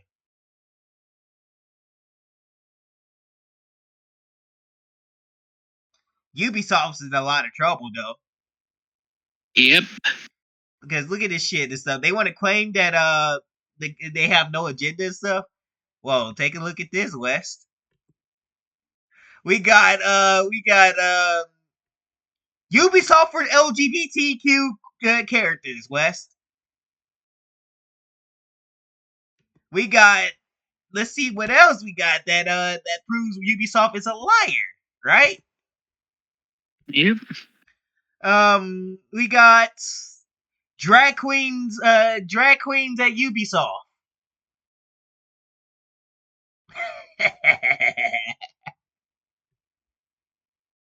You're so full of shit. Queer representation at Ubisoft. And one last thing. The Ubisoft board is now investigating their company because Assassin's Creed Shadows is very controversial, Wes. A LGBTQ activist as a consultant who wants to challenge moral standards around generational sex in an Assassin's Creed game. You fucking mad, Ubisoft? I think you have gone mad. I mean, these are the same guys that implemented a disabled playable character into Rainbow Six Siege. Why was I not surprised? Well, you can say, well, you don't play as that disabled person, so you play as the robots. That's still a playable character.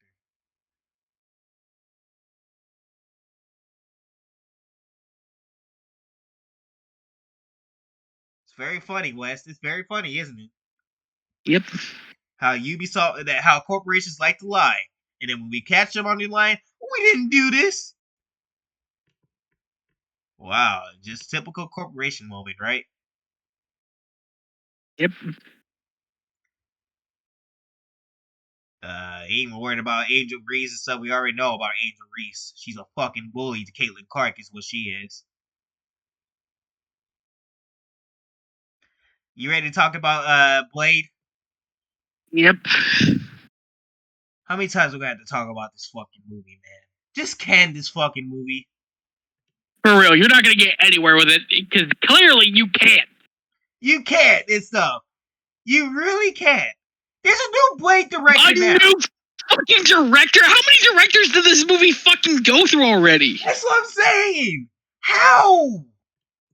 How is this going to be finished by November 7th, 2025?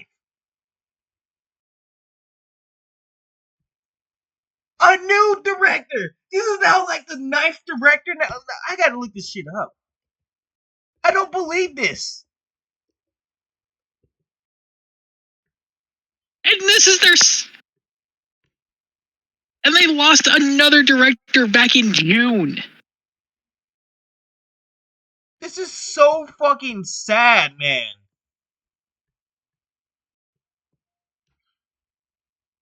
And now we got a third director going off.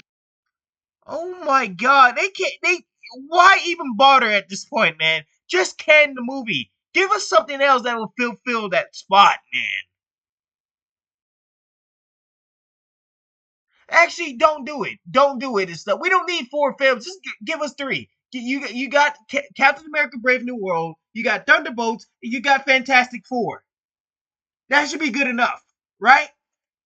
Yeah, they were just fine with a 2025 release. Oh, jeez. Jesus Christ, man.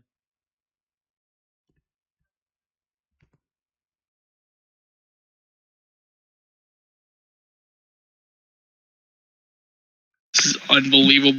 Look at this shit, man.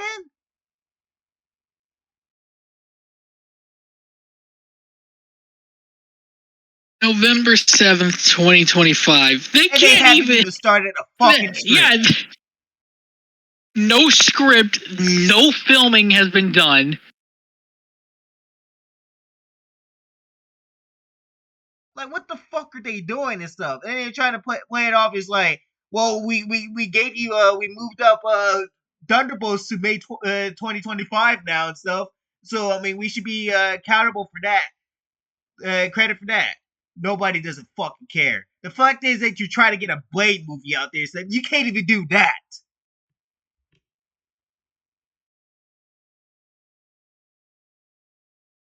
And at least you started filming with Fantastic Four.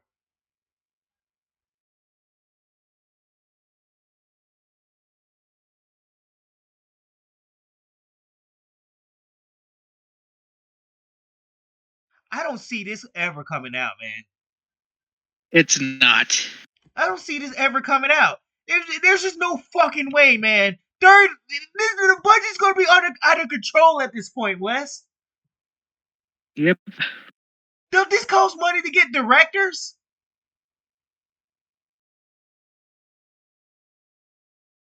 So we're already looking at a $500 million budget. Or close to it, Wes.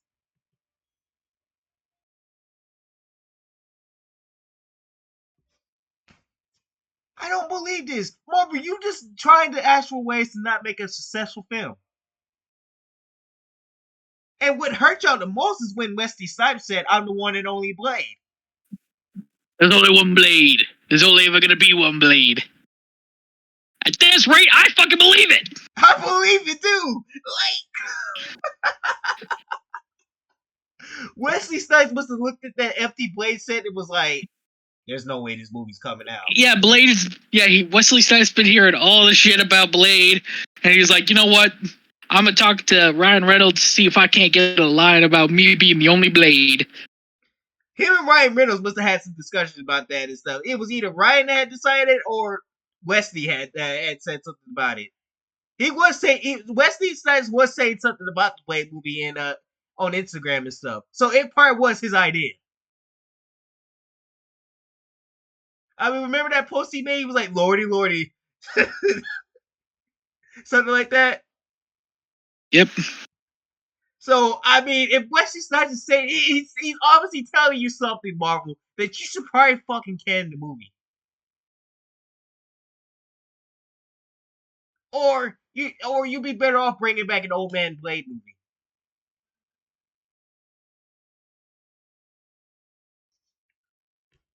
Holy shit, man. This is like the fourth director now.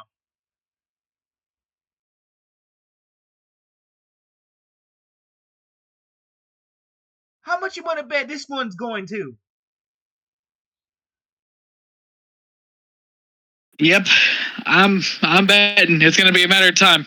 Watch, it's gonna be by fucking November that we're gonna hear that this director leaves. November 2024, this director's gone. I'll give it that. I'll give it by that. I'll give this director 2 months, and then he's gone. Because this film ain't never coming out.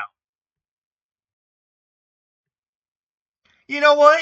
You might as well put in November 7th, 2025. You put Ironheart there. There. Put the TV show Ironheart there. There you go. You just leave it alone, man. Just leave it alone. It's over, man, for that movie. I don't fucking believe this shit. Another fucking director name of James Samuel has recently met with Marvel Studios over the potential job. A job that should have been already fulfilled by now. Yep. This movie should be in production by now. Fantastic Four is already in filming. Thunderbolts is done. So what's your excuse for this, Marvel?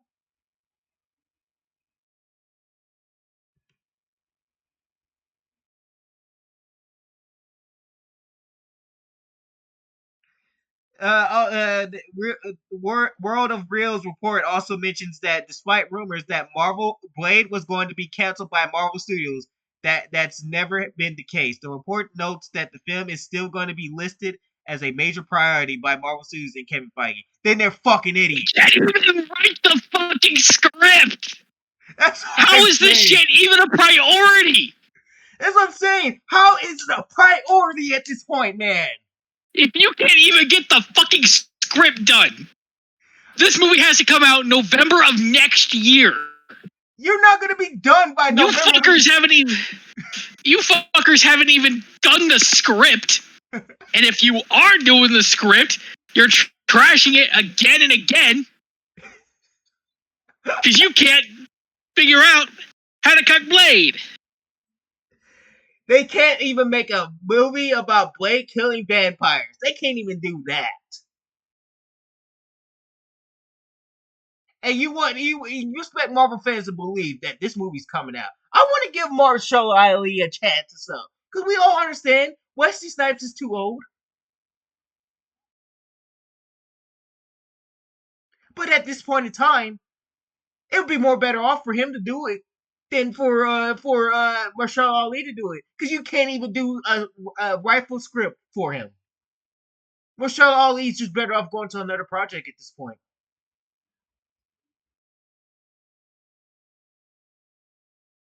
This is like the budget's gonna be out of control, Wes. The budget. Yep.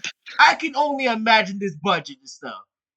It costs money to get directors. It costs money to set up the film. It costs money to market this thing. This thing is gonna be $500 million budget. They are not gonna make over $1 billion on this fucking movie. I can tell you that right now. Not if they can't make a movie where Blade is just killing vampires. If it has to be some woman leading and stuff, it's never that's out the door. Because I bet you that's what it is. I bet that too. I bet you that's what it is. It's that Blade has to be told by a woman, or has to be with a woman in order for this movie to get put out there. Well, fuck that then. Then cancel the Blade movie, but you won't, because you're too chicken shit to do it. It's just save face and stuff. Yeah, you're gonna lose money if you cancel the movie and stuff, but you will lose less money than you're gonna lose more money by releasing the movie.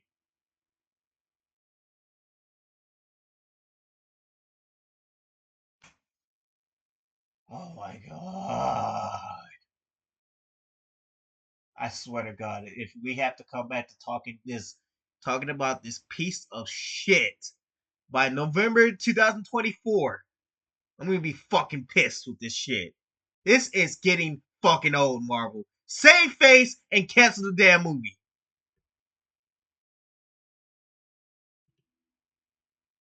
That's all you gotta do at this point.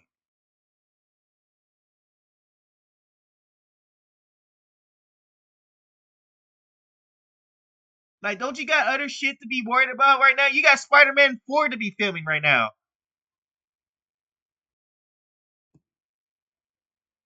Which I really hope that they cast Black Cat as Sydney Sweeney as Black Cat. You cannot find somebody better than that, Wes.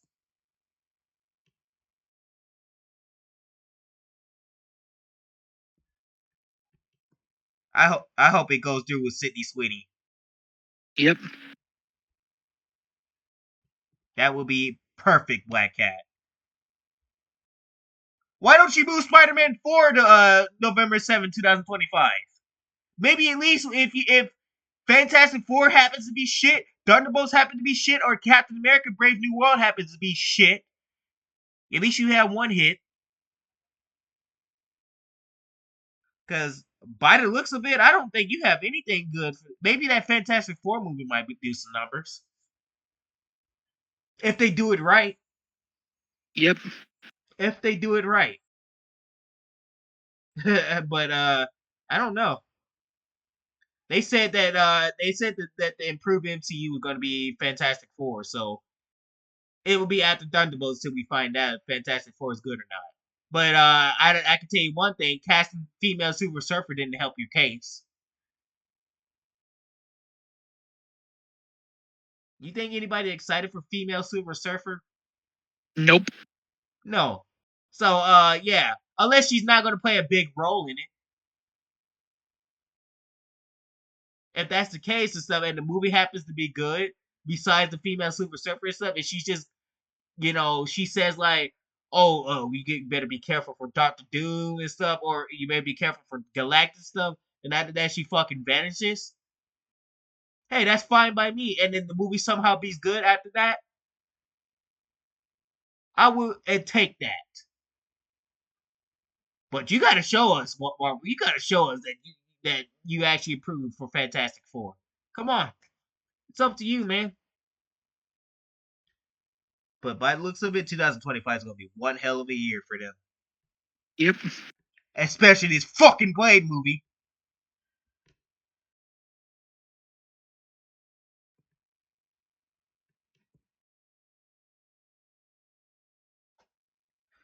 West. I guess Disney wasn't lying when they say they were gonna release the shit for Fortnite. Oh boy. They got the Incredibles in here. Yeah, they got Helen and Frozone. Yeah. I'm thinking about getting this bundle. It does look like a pretty good bundle. I ain't gonna lie to you. I want, and I want to run this my favorite. No, me joy. Let's go! Oh, I love Tommy Joy. Look at that little fella. He's a little fella. Wait. Oh no, they don't have Syndrome in here. Come on, man. That would be perfect for Syndrome. Why did you have to limit it to just 3? That's what I say. Oh man, Syndrome. I mean, I understand he died in the movie and stuff, but still, he would have been great for this. And when everybody's supers, no one would be.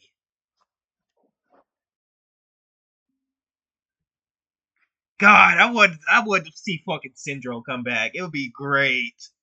But hey, we get Frozone, Elastigirl, and Mr. Incredible. And you know this is my huh? Okay, Fortnite cooking with this. Yeah, and the army. I love it. I can't stop staring at the little guy. I know, it's so funny. I wanted this bundle just for that. Yep, it's so cute. Oh, that little cute old army droid. I want that.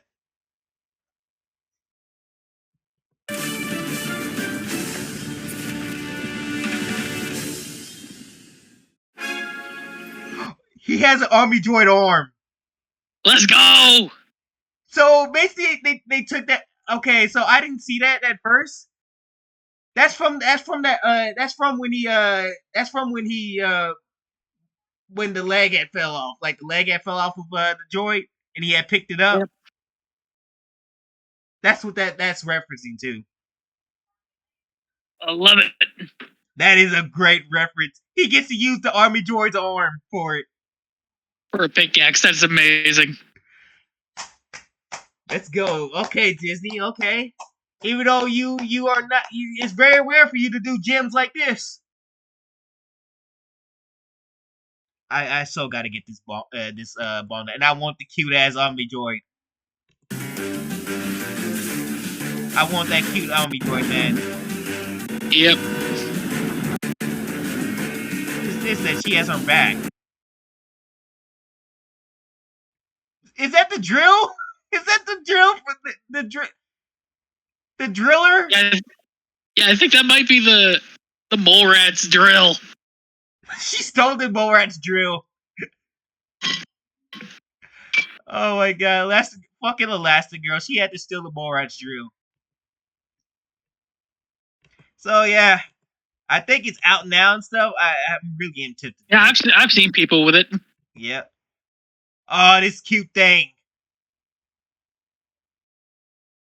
I gotta get this, and especially for that Omni droid. Yeah, especially since it's a reversal. I love it. Yeah, Mr. Incredible tamed the thing and now owns it. So we now found where the Omni droid 08 went. It got shrunk and turned into Fortnite. Oh man, they seriously got the Army Droid 08. That's a good ending though and stuff. So yeah, you got anything else to add? Nope, not really. All right. Well, anyways, I'm gonna see. I need to save money. How long is this thing going to be in the store? I hope it's gonna be in the store for a while. Yeah, that's what I'm saying. I hope I does too and stuff. Cause like when I get paid and stuff, I'm definitely getting this shit. You cannot say otherwise. I'm a big Incredibles fan, and I want this shit. I want the fucking Omni droid. That thing's too cute.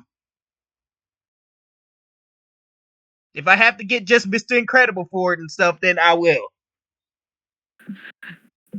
Yep.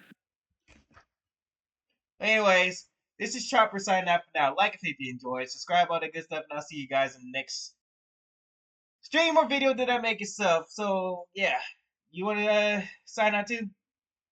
Yep. This is Methodius and Chopper signing out for now. Peace. Peace.